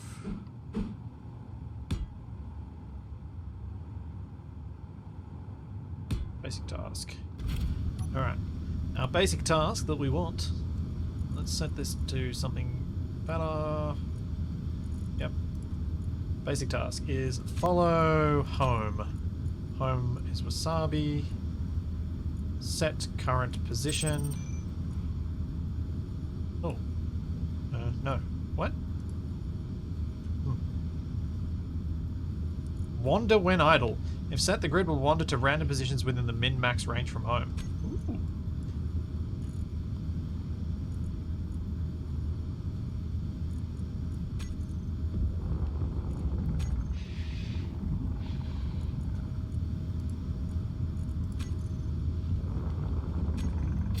Alright. Fuel Let's see what happens with critical. this.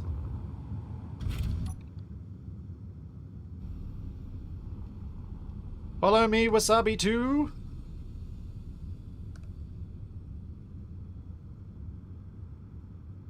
Come on. No? No. No. Fuel critical. Yeah.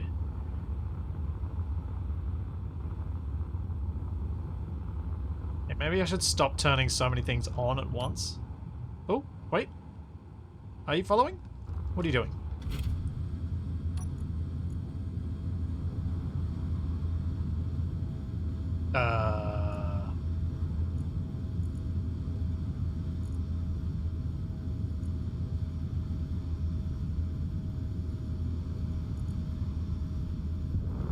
I think I had the wander range maybe set too high.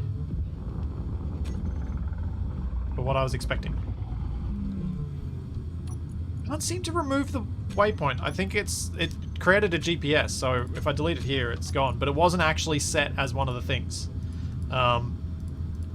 So the way these lists work, if the bar is not there on the left, it's not selected.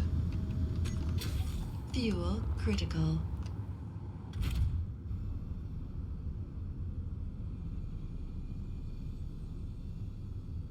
Come on, wingman, follow me. Just don't eject. Come on. Come on. You can do it. I believe in you. You can do it.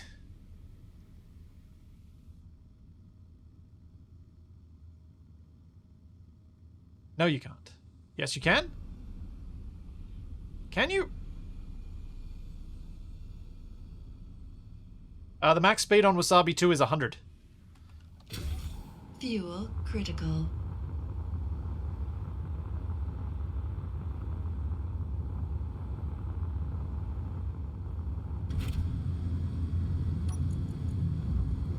Let's see what we can do. Max speed set to 100 line to P gravity. Task. Is there a... I'll set wander when idle to off. There doesn't seem to be a more rapid fire like target switching thing, target checking thing like there was for the offensive mode. And I think to have this Fuel work as an critical. effective wingman, you kind of need it to do it a bit faster.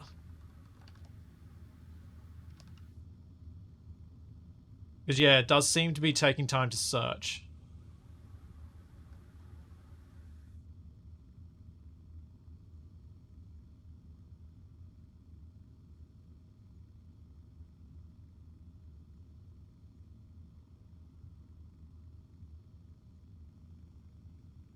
Come on. Stay moving and see what happens.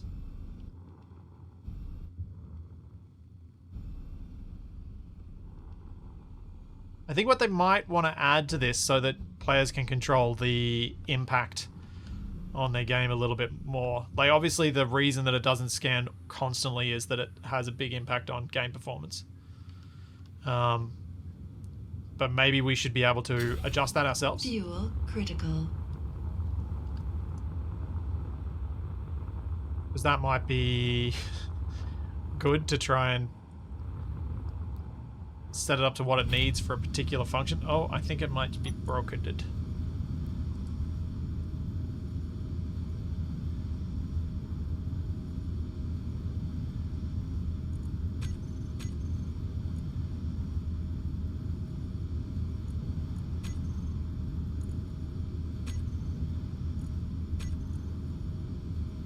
Just follow me. Fuel critical. Does follow me work better because it cheats? Uses some old functions?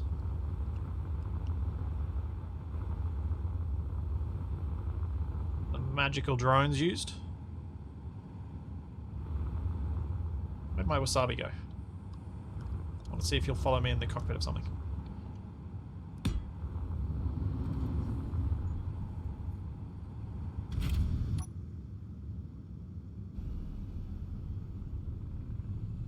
Come on. Come on. If you follow closer, you'll get a treat.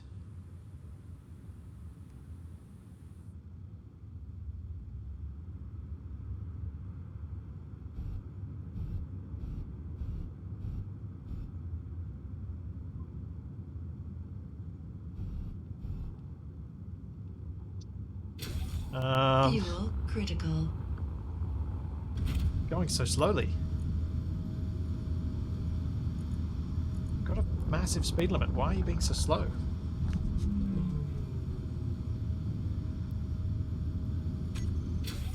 Fuel critical. Huh.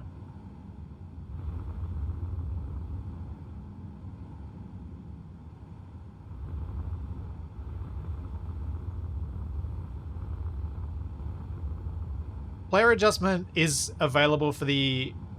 I'm not talking about making it update every TLOC. I'm talking make it change from 30 seconds, which is what it seems to be doing, to make it down to 2 seconds.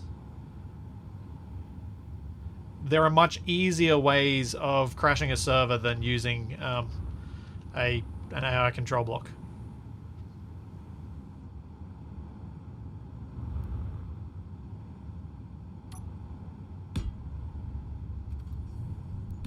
Have friends.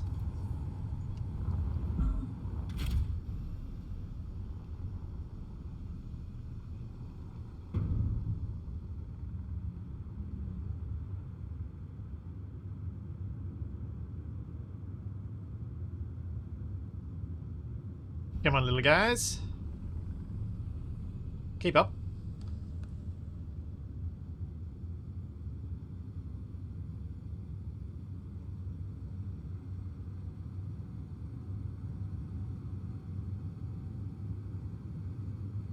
How well they'll do finding me from a distance.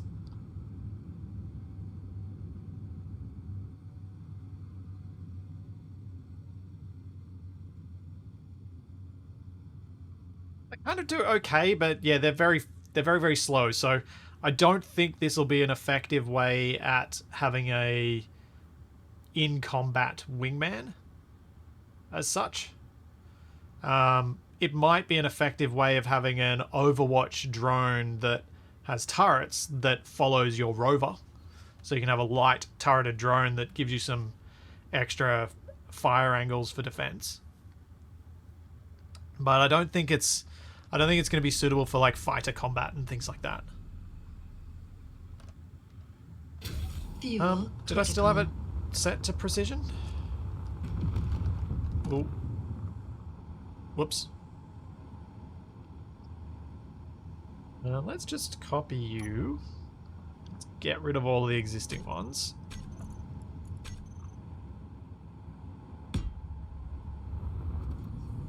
Actually, let's paste you with the correct orientation, shall we?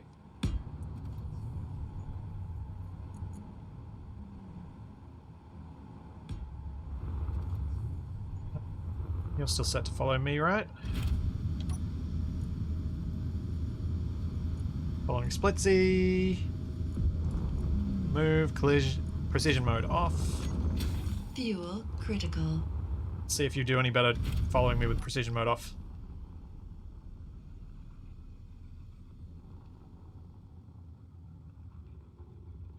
Hey, don't blame me. Hey, Ashenlaw. Maybe it's better. Maybe not.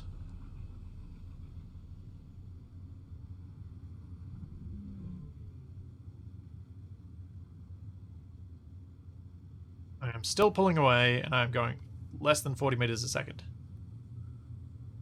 Now it's closing. It just doesn't seem to be using its full speed potential that's available to it in the move block when it's on one of these following modes. It seems to take it very, very cautiously. The red light on the drone is a searchlight.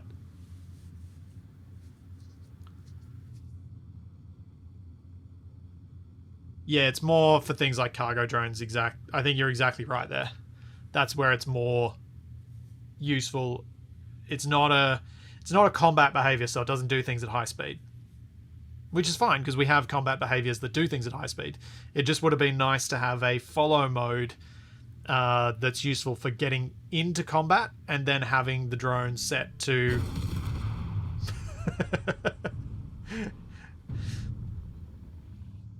and then having the drone set to switch modes and go into a combat mode there. Yeah, a stay in formation follow would be really nice. Despite the fact that a number of the things in this don't work, the stuff that does work gives me a lot of ideas. And Fuel critical. honestly, the AI stuff, this automation stuff, is the least exciting stuff to me. It's cool, and I hope that Keen can get it to work reliably so that then Keen can have their own vanilla NPCs doing things to make the world feel more alive. But for me, and the fact that we've already got a lot of other modded NPCs, the event controller is the thing that's going to be game changing.